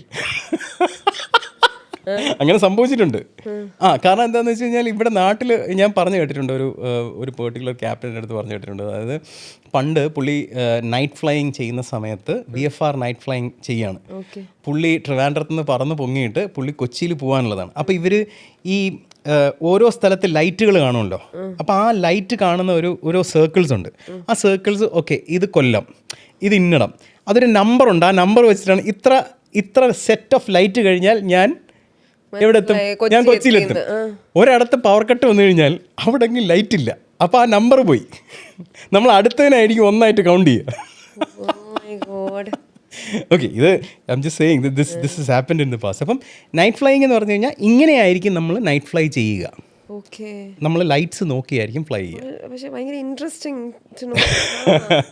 സോ നമ്മൾ നൈറ്റ് ഫ്ലൈയിങ് ചെയ്യണം, night take off, night landing ചെയ്യണം. നമ്മൾ ആദ്യം ചെയ്യേണ്ടത് ഷോർട്ട് ഫീൽഡ് ലാൻഡിങ്ങും സോഫ്റ്റ് ഫീൽഡ് ലാൻഡിങ്ങും ഷോർട്ട് ഫീൽഡ് ടേക്ക് ഓഫും സോഫ്റ്റ് ഫീൽഡ് ടേക്ക് ഓഫും കൺഫ്യൂസ്ഡ് ആവണ്ട. അതായത് ഷോർട്ടായിട്ടുള്ള റൺവേയിൽ ടേക്ക് ഓഫ് ചെയ്യാനും ലാൻഡ് ചെയ്യാനും പഠിക്കണം. അതേപോലെ തന്നെ ഗ്രാസ് റൺവേയിൽ ടേക്ക് ഓഫ് ചെയ്യാനും ലാൻഡ് ചെയ്യാനും പഠിക്കണം. ഇതാണ് ഈ സംഭവം ഇമ്പോർട്ടൻ്റ് ആണ്. ഇത് കഴിഞ്ഞിട്ട് നമ്മൾ നൈറ്റ് ഫ്ലൈയിങ് പഠിക്കണം. നൈറ്റ് ഫ്ലൈയിങ് എന്ന് പറഞ്ഞാൽ IFR അല്ല, വിഷ്വലി ഫ്ലൈ ചെയ്യണം. അതായത് ഓരോ സ്ഥലങ്ങളിലെ ലൈറ്റ്സ് നോക്കി ഫ്ലൈ ചെയ്യണം. ഇത്രയും ചെയ്തു കഴിഞ്ഞാൽ രണ്ടാമത്തെ സ്റ്റേജ് ചെക്കായി. എന്ന് വെച്ച് കഴിഞ്ഞാൽ ഒരു ഇൻസ്ട്രക്ടർ വന്ന് ആദ്യം ഈ ചെയ്തതിനെ പറ്റിയൊക്കെ ചോദ്യങ്ങൾ ചോദിക്കും. അത് കഴിഞ്ഞിട്ട് ഒരു സ്കിൽ ടെസ്റ്റ് ഉണ്ടാവും, അവർ ചെക്ക് ചെയ്യും. അത് കഴിഞ്ഞാൽ നമ്മൾ സ്റ്റേജ് 2 ക്ലിയർ ചെയ്തു. ഓക്കെ, തീരുന്നില്ല. ഞാനിങ്ങനെ സിനിമയുടെ ഇന്റർവെല്ലായി ഇനി എത്ര സ്റ്റേജസ് ഉണ്ട് ശരിക്കും? ഇനി ഒരു സ്റ്റേജും കൂടെ കഴിഞ്ഞിട്ടാണ് നമുക്ക് PPL കിട്ടുക. ഓക്കെ, ഇനി ഒരു സോളോ ക്രോസ് കൺട്രി നമ്മൾ ചെയ്യണം. ഒറ്റയ്ക്ക് നമ്മളൊരു ക്രോസ് കൺട്രി ചെയ്യണം. നമ്മൾ ഇപ്പോൾ പറക്കാൻ പഠിച്ചില്ലേ, ഇതിനെ നമ്മൾ ഇനി സ്റ്റാൻഡേർഡ്സിൽ കൊണ്ടുവരണം. സ്റ്റാൻഡേർഡ്സിൽ കൊണ്ടുവരണം എന്ന് പറഞ്ഞാൽ ഞാൻ സിമ്പിൾ എക്സാമ്പിൾ പറയാം. നേരത്തെ ഞാൻ പറഞ്ഞില്ലേ ഒരു പോയിന്റിന് ചുറ്റാകെ പറക്കണമെന്ന്. ഇനി ഈ പോയിന്റിന് ചുറ്റാകെ പറക്കുന്നതിന് നമ്മൾ അച്ചടക്കത്തോടു പറക്കണം. എന്ന് വെച്ച് കഴിഞ്ഞാൽ കറക്റ്റ് ടേൺ ഇത്ര ഡിഗ്രി എന്ന് പറഞ്ഞാൽ കറക്റ്റ് ആ ഡിഗ്രിക്ക് ഇത്ര അപ്പുറത്തോ ഇപ്പുറത്തോ ആവാൻ പറ്റാത്ത രീതിയിൽ വരണം. സേ ഫോർ എക്സാമ്പിൾ നമ്മൾ ഇൻസ്ട്രക്ടർ പറയും, ഓക്കെ നിങ്ങൾ ലാൻഡ് ചെയ്യുന്ന സമയത്ത് 1000 ഫുട്ടേഴ്സ് മറ്റേ സ്റ്റാർട്ടിൽ കുറേ ലൈൻസ് ഇല്ലേ, അവിടെ കൃത്യമായിട്ട് വന്ന് സെൻട്രൽ ലൈനിൽ തൊടണം. അതിന് 200 ഫീറ്റിന് ഇപ്പുറത്ത് നമ്മൾ ചെയ്തോളണം. അതിൻ്റെ അപ്പുറത്തോട്ട് പോയാൽ തെറ്റാണ്. അപ്പോൾ ആ സ്റ്റാൻഡേർഡ്സിനകത്ത് കൊണ്ടുവരാനായിട്ട് നമ്മൾ ഇനി ടൈറ്റ് ചെയ്യണം. ഓക്കെ, അതിന് നമ്മൾ പ്രാക്ടീസ് ചെയ്യണം. ഇത്രയും ചെയ്ത് കഴിഞ്ഞാലാണ് നമ്മുടെ PPL ചെക്ക് വരിക. ഈ PPL ചെക്ക് എന്ന് പറഞ്ഞു കഴിഞ്ഞാൽ നമ്മൾ തുടക്കം തൊട്ട് ഇവിടം വരെ പഠിച്ചതിനകത്ത് എന്തും ചോദിക്കാം, എന്ത് മെനുവേഴ്സും നമ്മളെ കൊണ്ട് ചെയ്യിപ്പിക്കാം. ഇത് ക്ലിയർ ചെയ്താലാണ് നമുക്ക് PPL കിട്ടുക. ഇനി ഇൻസ്ട്രുമെന്റ് റേറ്റിംഗ് കിടക്കുന്നു, MEP കിടക്കുന്നു, ഓക്കെ കിടക്കുന്നു. ഇനി അമ്മു പറയൂ, ഞാൻ എൻ്റെ പിള്ളേരെ സ്ട്രിക്റ്റായിട്ട് 8-9 മാസം വെതറിനെ പറ്റിയും ഇൻസ്ട്രുമെൻറ്റ്സിനെ പറ്റിയും റെഗുലേഷൻസിനെ പറ്റിയൊക്കെ പഠിപ്പിക്കുന്നത് am I doing less or more? അതായത് പറഞ്ഞിട്ടുള്ളവർ ദേ വുഡ് അണ്ടർസ്റ്റാൻഡ് ദാറ്റ് ഇവിടെ നിന്ന് നല്ലവണ്ണം പഠിച്ചുകൊണ്ട് പോകുന്നതിൻ്റെ ഗുണം അവർക്ക് ഭയങ്കരമായിട്ടുണ്ടാകും. എൻ്റെ സ്റ്റുഡൻസിന് പലരും പറയുന്നു ഞാൻ ഇതിൻ്റെ ഒന്നും ആവശ്യമില്ല, സിമുലേറ്ററൊക്കെ വെച്ചിട്ടാണോ ഇവിടെ ഓരോരുത്തർ ക്ലാസ് നടത്തുന്നത്. ട്രസ്റ്റ് മീ, എൻ്റെ സ്റ്റുഡൻസ് ഇവിടെ നിന്ന് പോകുന്നതിന് മുമ്പ് അവർക്ക് റഡർ പെഡൽ എങ്ങനെ ഉപയോഗിക്കണമെന്ന് അറിയാമായിരിക്കും. അവർ ചവിട്ടുമ്പം എയർക്രാഫ്റ്റ് ബ്രേക്ക് ചെയ്യില്ല, അവർ സെൻട്രൽ ലൈനിൽ ഓടിക്കാൻ പഠിക്കും. അവരിവിടെ ഈ എമർജൻസി പ്രൊസീജിയേഴ്സ് ഇവിടെ നിന്ന് പഠിച്ചിട്ടാണ് അവർ പോകുന്നത്. അവർ സ്റ്റീപ്പ് ടേൺസ് ചെയ്യും, അവർ എന്താണ് എമർജൻസി ഡിസെൻഡ് ചെയ്യാൻ അറിയാം, അവർക്ക് ഡിസെൻഡ് ചെയ്തിട്ട് ലെവൽ ഓഫ് ചെയ്യാൻ അറിയാം. അപ്പോൾ അവിടെ ചെല്ലുമ്പോൾ they will be faster in catching up. I know it is a lot of money, I know all of that, but it is well spent resource. ഇനി നെക്സ്റ്റ് ചോദ്യം എന്ന് വെച്ചാൽ US ഞാൻ കുറേ പേര് കേട്ടിട്ടുണ്ട് ഫ്ലൈയിങ്ങിന് ഓപ്ഷൻ പോകുന്നത്. Why did you choose Serbia? Serbia എന്ന് പറഞ്ഞ സ്ഥലത്ത് പോയി എന്ന് പറഞ്ഞു. എന്തുകൊണ്ട് സെർബിയയെ പറ്റി പറയും. ഞാൻ ആക്ച്വലി എന്താണെന്ന് വെച്ച് കഴിഞ്ഞാൽ നമ്മൾ മുമ്പ് US മാത്രമായിരുന്നു നമ്മൾ ഫോക്കസ് ചെയ്തിരുന്നത്. ഓക്കെ, എനിക്ക് സത്യം പറഞ്ഞു കഴിഞ്ഞാൽ I wanted 2 options. I wanted US and I wanted EASA. ഞാൻ നേരത്തെ പറഞ്ഞു ഈ രണ്ട് ലൈസൻസും ഭയങ്കര ഇൻട്രസ്റ്റിംഗ് ആണ്. എനിക്ക് ഈ 2 ലൈസൻസും എൻ്റെ സ്റ്റുഡൻസിന് വേണമെന്ന് ആഗ്രഹം ഉണ്ടായിരുന്നു. ഇയാസയുടെ പ്രശ്നം എന്ന് പറഞ്ഞു കഴിഞ്ഞാൽ ഇയാസ രാജ്യങ്ങളിൽ, അതായത് യൂറോപ്യൻ രാജ്യങ്ങളിൽ 2 ചാലഞ്ചസ് ഉണ്ട്. ഒന്ന്, അവിടുത്തെ വെതർ അൺപ്രഡിക്റ്റബിൾ ആണ്, ലൈക്ക് ലോങ്ങർ ടൈം എടുക്കും. പോർച്ചുഗൽ പോലുള്ള സ്ഥലങ്ങൾ is okay, but most of the other places കുറച്ച് ടൈം എടുക്കും. പിന്നെ ഭയങ്കര എക്സ്പെൻസീവ് ആണ്. സ്പെയിനിലൊക്കെ പഠിക്കാൻ 1 കോടിക്ക് പുറത്താവും, ഫ്രാൻസിൽ സ്പെയിനിലൊക്കെ പഠിക്കാൻ 1 കോടിക്ക് പുറത്താവും. അപ്പം അതുകൊണ്ടാണ് ഇയാസ് ഒരു ഓപ്ഷൻ അല്ലായിരുന്നത്. അങ്ങനെ ഇരുന്നപ്പോഴാണ് European common area of aviation എന്ന് പറയുന്ന ഒരു റീജിയൻ ഉണ്ട്. അതായത് യൂറോപ്പിൻ്റെ അടുത്തും യൂറോപ്പുമായി കണക്റ്റഡുമാണ്. അപ്പം ഞാൻ ഒരിക്കൽ ആലോചിച്ച് ഇവരെങ്ങനെ അവരുടെ റെഗുലേഷൻ എങ്ങനെയായിരിക്കുമെന്ന് ഞാൻ വണ്ടർ ചെയ്തു. കാരണം they very close to it. അപ്പോൾ അന്നാണ് എനിക്ക് മനസ്സിലായത് ഇവർക്ക് they come into this region called European common area of aviation, which means they are EASA compliant. EASA ആ രാജ്യത്തെ സ്കൂളുകളെ ഓഡിറ്റ് ചെയ്യുന്നതാണ്. സെയിം പ്രൊസീജിയേഴ്സാണ്. നമ്മൾ അവരുടെ ലൈസൻസിനെ പാർട്ട് FCL എന്ന് പറയും. എന്ന് വെച്ച് കഴിഞ്ഞാൽ ഇവർക്ക് ഏതെങ്കിലും അതായത് ഇവരുടെ ലൈസൻസ്, ഇത് സെർബിയൻ ലൈസൻസ് ഇയാസ ലൈസൻസ് ആക്കണമെങ്കിൽ നമുക്ക് ഏതെങ്കിലും രാജ്യങ്ങളുണ്ട്, അയർലൻഡ്, ഹംഗറി, കുറേ രാജ്യങ്ങളുണ്ട്. ഈ രാജ്യങ്ങളിൽ പോയിട്ട് എക്സാമിനേഷൻസ് എഴുതിയാൽ മാത്രം മതി, ഇയാസ ലൈസൻസ് ആയി. എന്നാൽ അതിൻ്റെ പകുതി പ്രൈസിൽ നമുക്ക് പഠിക്കുകയും ചെയ്യാം സെർബിയയിൽ. അതുകൊണ്ടായിരുന്നു സെർബിയ ചൂസ് ചെയ്തത്. പക്ഷേ പ്രശ്നം എന്ന് പറഞ്ഞു കഴിഞ്ഞാൽ സെർബിയയിൽ ഐ വാണ്ടഡ് ദ ബെസ്റ്റ്. കാരണം അവിടെ ഒരുപാട് ഫ്ലൈയിങ് ക്ലബ്സ് ഉണ്ട്. നമ്മൾ കെയർഫുൾ അല്ലെങ്കിൽ, ഞാൻ നേരത്തെ പറഞ്ഞല്ലോ ATO നമ്മൾ ലൈസൻസ് ചെക്ക് ചെയ്യണം. കെയർഫുൾ അല്ലെങ്കിൽ നമ്മൾ ആ ക്ലബിനകത്ത് ചെന്നപ്പെടും. ക്ലബ്ബ് ജസ്റ്റ് പാഷന് വേണ്ടിയിട്ടുള്ളത്, ലീഷർ ഫ്ലൈയിങ്ങിനെ പറ്റുള്ളൂ. അതുകൊണ്ടാണ് ഞാൻ വിചാരിച്ചത് ഓക്കെ നമുക്ക് let us put them through the process. എല്ലാം കഴിഞ്ഞ് ഞാൻ നേരത്തെ 4 പ്രോസസ്സ് പറഞ്ഞു, ഞാനത് 3 ഞാൻ പറഞ്ഞു. ഒരു last process I have to go and personally visit, അതാണ് ലാസ്റ്റ് പ്രോസസ്സ്. ഞാൻ ഇവിടെ നിന്ന് സെർബിയയിൽ പോയി. അപ്പോൾ എനിക്ക് വിസയുടെ എക്സ്പീരിയൻസ് മനസ്സിലായി. വിസ കിട്ടാൻ ഭയങ്കര എളുപ്പമാണ്, വലിയ ബുദ്ധിമുട്ടില്ല. കാരണം എനിക്ക് തോന്നുന്നു 10,000 രൂപയെങ്ങാനും ചിലവായി കഴിഞ്ഞ് കഴിഞ്ഞാൽ പ്രോസസ്സ് കംപ്ലീറ്റ് ആയി. അത് കഴിഞ്ഞ് നമ്മൾ അവിടെ പോകുന്നു. അവിടെ പോയി കഴിഞ്ഞ് കഴിഞ്ഞാൽ ആ രാജ്യം ഭയങ്കര ഇൻട്രസ്റ്റിംഗ് ആണ് കേട്ടോ. അതായത് അവിടെ 4 മണിക്ക് നേരം വിളിക്കും, 8 മണി വരെ മിസ്റ്റർ സൂര്യൻ ഉണ്ടാവും. വിച്ച് മീൻസ് VFR ടൈം കൂടുതൽ ടൈം ഫ്ലൈ ചെയ്യാൻ പറ്റും. അത് ഭയങ്കര ഇൻട്രസ്റ്റിംഗ് ആയിട്ട് എനിക്ക് തോന്നി. രണ്ടാമത് ഞാൻ കണ്ടതെന്ന് പറഞ്ഞു കഴിഞ്ഞാൽ ഭയങ്കര ലവിങ് പീപ്പിളാണ്. പിന്നെ ബെൽഗ്രേഡിനകത്ത് വണ്ടി ഫ്രീ ആണ്. മൂവിറ്റ് എന്ന് പറയുന്ന ആപ്പുണ്ട്. ആ ആപ്പ് ഉപയോഗിച്ച് നമുക്ക് എല്ലായിടത്തും യാത്ര ചെയ്യാം. പിന്നെ അവിടുത്തെ പൈസയും നമ്മളുടെ പൈസയും തമ്മിൽ ചെറിയ ഡിഫറൻസേ ഉള്ളൂ. വിച്ച് മീൻസ് നമ്മൾ 100 രൂപ ചിലവായി കഴിഞ്ഞാൽ നമുക്കറിയാം 100 സെർബിയൻ ദിനാർ ചിലവാക്കിയത് 100 രൂപ ചിലവാക്കിയതുപോലെയാണ്. ചെലവായതുപോലെ. സെയിം. നമുക്കിവിടെ സുഡിയോ ഉണ്ട്, അവിടെ അവർക്ക് വൈക്കിക്കി ഉണ്ട്. ആൾക്കാർക്ക് പോകാൻ ഇൻട്രസ്റ്റ് ആയി കാണും സെർബിയ. പിന്നെ എന്താണ്, in terms of flying standard the very good. അത് ഞാൻ റീസൺ പറഞ്ഞുതരാം. ഞാൻ സെർബിയ ഒന്നാമത്തെ റീസൺ എന്ന് പറഞ്ഞു കഴിഞ്ഞാൽ എയർ ഇന്ത്യ പൈലറ്റ്സിന് ഒരുപാട് സെർബിയൻ പൈലറ്റ്സ് എയർ ഇന്ത്യയിൽ സെർവ് ചെയ്യുന്നുണ്ട്. ദേ കൺസിഡർഡ് ഗ്രേറ്റ് പൈലറ്റ്സ്. നമ്മൾ സെർച്ച് ചെയ്ത് നോക്കിയാൽ മതി. Serbian training is really really good. പിന്നെ സെർബിയയിൽ സേഫായിട്ട് ട്രെയിൻ ചെയ്യാൻ പറ്റും. ഭയങ്കര ഫ്ലാറ്റ് ലാൻഡാണ്. ട്രെയിൻ ചെയ്യുന്ന സ്ഥലമെല്ലാം നമ്മൾ ഈ ആകാശത്ത് നിന്ന് താഴെ നോക്കി കഴിഞ്ഞ് കഴിഞ്ഞാൽ നമ്മളെ കണ്ടമില്ലേ, പാടമില്ലേ, അങ്ങ് അറ്റം വടെ കിടക്കുകയാണ് ഇങ്ങനത്തെ പാടങ്ങൾ. എന്തെങ്കിലും പ്രശ്നം ഉണ്ടെങ്കിൽ നമുക്ക് സുമ്മാ ലാൻഡ് ചെയ്യാം. അങ്ങനത്തെ ലാർജ് ഏരിയാസാണ് അവിടെ ഉള്ളത്. പിന്നെ നമുക്കിപ്പോൾ നമ്മളുടെ കയ്യിൽ കാശില്ല, നമുക്ക് കാശ് കുറച്ച് സാധനങ്ങൾ വാങ്ങിക്കണം. നമ്മൾ ഈ വഴിയോര കടകളില്ലേ, അതേപോലത്തെ കടകളുണ്ട് ഇവിടെ. നമുക്ക് അവിടെ പോയി തുണികൾ വാങ്ങിക്കാം, സാധനങ്ങൾ വാങ്ങിക്കാം. എൻ്റെ സ്റ്റുഡൻസിനൊക്കെ അത് ഭയങ്കര ഹെൽപ്ഫുള്ളായിരിക്കും. ഞാൻ അവിടെയൊക്കെ പോയി, സത്യം ഞാൻ അവിടെ പോയി അവിടുത്തെ മാർക്കറ്റിൽ പോയി കഴിഞ്ഞ് കഴിഞ്ഞാൽ അവിടെ ഫ്രഷ് ആയിട്ടുള്ള fruits, oh my God Ammu, അവിടുത്തെ ചെറീസ്, ബെറീസ്, തണ്ണിമത്തൻ, എൻ്റെ പൊന്നോ എനിക്കറിയാൻ വയ്യ, ഒടുക്കത്തെ taste. It's an interesting place. അവിടെ ഐ ഫൗണ്ട് ഔട്ട് വെർഷസ് എന്ന് പറയുന്നൊരു സ്ഥലമുണ്ട്. ഗവൺമെൻറ് വെർഷസ് എന്ന് പറയുന്നത് അവിടുത്തെ ഒരു ഒരു ടൂറിസ്റ്റ് അട്രാക്ഷൻ പോലത്തെ ഒരു മലയാണ്. നമ്മൾ ബെൽഗ്രേഡിൽ നിന്നൊരു 400 രൂപ കൊടുത്തു കഴിഞ്ഞാൽ നമ്മൾ ബെൽഗ്രേഡിൽ നിന്ന് ട്രെയിനുണ്ട്. അവിടെ നിന്ന് നമ്മൾ നേരെ വെർഷസിലെത്തും. 200 രൂപ കൊടുത്ത ബസ്സിലും നമുക്ക് പോവാം.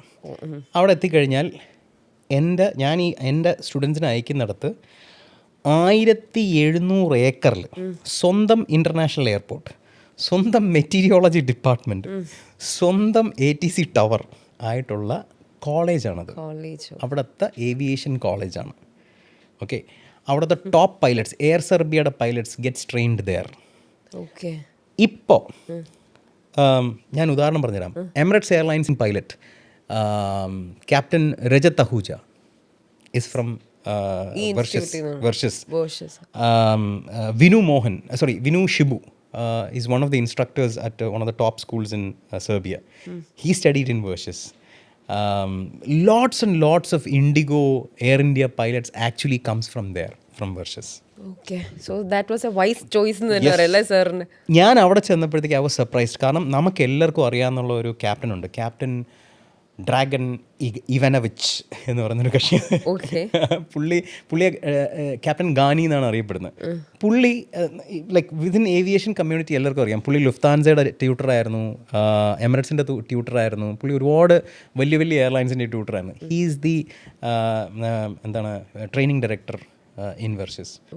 I had a sit down interview with him. It was a brilliant place. പിന്നെ അവർക്ക് അതിനകത്ത് തന്നെയാണ്, ആ ക്യാമ്പസിനകത്ത് തന്നെയാണ് എല്ലാം. അവരുടെ ബ്രീഫിംഗ് റൂംസ് അവിടെയാണ്. അവർക്ക് തിയറി മാത്രം പഠിക്കാനായിട്ട് വേറൊരു ഏരിയ ഉണ്ട്. അവർക്ക് വേറെ എങ്ങും പോകേണ്ട ആവശ്യമില്ല. അതുകൊണ്ട് സോ യു ഡു മോണിറ്റർ അല്ലേ? സാറ് പറഞ്ഞ മാതിരി ഇപ്പൊ നിങ്ങൾ ഇവിടുന്ന് യൂണിഫോം നിർബന്ധമാണ് ടാക്സിന്റെ അവിടെ പറഞ്ഞ മാതിരി തന്നെ you do monitor I when there. നമ്മളൊരു അവിടുത്തെ ഒരു കഫേ പോലൊരു സ്ഥലമുണ്ട്. ആ സ്ഥലം നമ്മൾ റെന്റിനെടുത്തു. നമ്മളെ സ്റ്റുഡൻസിനെ എല്ലാവരെയും ഒരു സ്ഥലത്ത് താമസിപ്പിക്കാൻ വേണ്ടി. We have a friend there. എന്തെങ്കിലും കാര്യം ഉണ്ടെങ്കിൽ പുള്ളി ഓടിയെത്തും. പിന്നെ എന്തെങ്കിലും പുള്ളിയുടെ കയ്യിൽ നിൽക്കാത്ത സാരിയാണെങ്കിൽ പുള്ളി നമ്മളെ അറിയിക്കും, വിൽ ഗോ ദെയർ. കാരണം ഞാൻ കുറച്ച് ആങ്സൈറ്റി പ്രശ്നമുള്ള ആളാണ്. അപ്പോൾ പിള്ളേരെ ഇവിടുന്ന് വിട്ടിട്ട് എൻ്റെ പിള്ളേർക്ക് അറിയാം that how anxious I am. So എന്തെങ്കിലും പ്രശ്നം ഉണ്ടെങ്കിൽ I need to know that I can go there without any problem. So Serbia is a very accessible place. ഇന്ന് വിചാരിച്ച നാളെ അവിടെ എത്താം. ഇനി ആ സെർബിയയുടെ കാര്യമൊക്കെ ഇത്ര പറയുമ്പോൾ ഞാനൊരു കാര്യം ചോദിച്ചോട്ടെ സർ? കോസ്റ്റ് ഓഫ് ലിവിങ് പറഞ്ഞു, ഇതെല്ലാം പറഞ്ഞു. ഈ ഫ്ലൈയിങ്ങിന് അവിടെ ചെന്ന് കഴിഞ്ഞ് കഴിഞ്ഞാൽ maximum how long they will have to spend to be a pilot? Compared to the US, they will take longer. അതായത് US 8 മുതൽ 12 മാസമാണെങ്കിൽ സെർബിയയിൽ നിങ്ങൾക്ക് 15 മാസം എടുക്കും. കാരണം നിങ്ങൾ ATPLന് 4 മാസം പഠിക്കണം. അതുകൊണ്ട് പിന്നെ എല്ലാവരും ഇത് കേൾക്കുമ്പോൾ ചീപ്പറാണ്, ഇത് കൊള്ളാലോ, നാളെ തന്നെ സെർബിയ കേൾക്കണം. Not a good idea. നിങ്ങൾക്ക് 9 പേപ്പർ PPL, 14 പേപ്പർ ATPL പഠിക്കാൻ കഴിവുള്ളവർ അതായത് എനിക്ക് ലൈസൻസ് എടുക്കണം, പൈലറ്റ് ആവണം, ഇത് മാത്രം തലയ്ക്കുള്ളവർ മാത്രം ഈ ഐഡിയ പിടിച്ചാൽ മതി.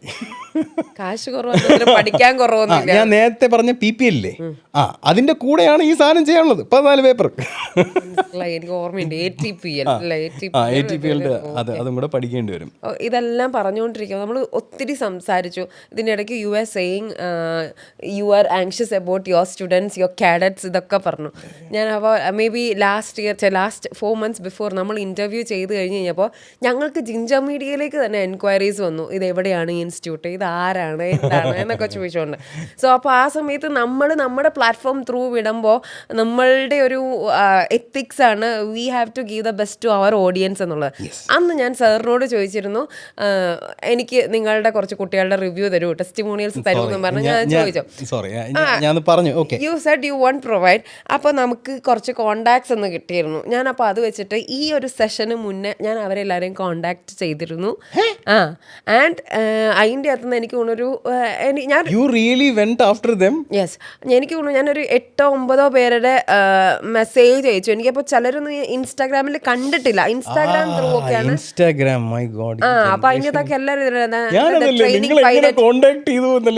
അപ്പൊ ഞാൻ അങ്ങനെ കോണ്ടാക്ട് ചെയ്തു. ഞാൻ പറയട്ടെ, എന്നിട്ട് എനിക്ക് തോന്നുന്നു ഒരു 3-4-5 പേര് എനിക്ക് തന്നു. അവർ റിവ്യൂസ് തന്നു. ചിലർ വീഡിയോ ആയിട്ട്, ചിലർ ഓഡിയോ ആയിട്ട്, അങ്ങനെയെല്ലാം തന്നു. അപ്പോൾ എനിക്ക് സ്പെഷ്യലായിട്ട് തോന്നി, അതായത് ഞാൻ കാർത്തിക് സർ എന്ന് ഇവിടെ പറഞ്ഞുകൊണ്ടിരിക്കുകയാണ്. അപ്പോൾ കാർത്തികേട്ടൻ എന്ന് എടുത്ത് പറഞ്ഞ ഒരാൾ എനിക്കൊരു ഓഡിയോ അയച്ചിട്ടുണ്ട്. സോ ഞാൻ ആ ഓഡിയോ ഒന്ന് ഞാൻ പ്ലേ ചെയ്തോട്ടെ, with your permission. Your students testimonial എനിക്കറിയില്ല എത്രത്തോളം ഇഷ്ടമാവും, മീൻസ് അതിൽ എത്രത്തോളം ഒരു പോസിറ്റീവ് സൈഡുണ്ട്, നെഗറ്റീവ് സൈഡുണ്ട്. സാർ കേട്ട് നോക്കൂ. ആൻഡ് എനിക്ക് തോന്നിയ കുറച്ച് കാര്യങ്ങൾ ഞാൻ ചോദിക്കാം. ഞാൻ പറയും 3-4 ഓഡിയോസും വീഡിയോസും എൻ്റെ കയ്യിലുണ്ട്, അത് ഞാൻ പിന്നെ ചോദിക്കാം. ഈ ഓഡിയോ ഞാനിപ്പോൾ പ്ലേ ചെയ്യുവാണേ. ഹായ് അമ്മു, ഞാൻ ദി ഏവിയേറ്റർ ട്രെയിനിങ് സ്കൂളിലെ ഒരു സ്റ്റുഡൻ്റ് ആണ്.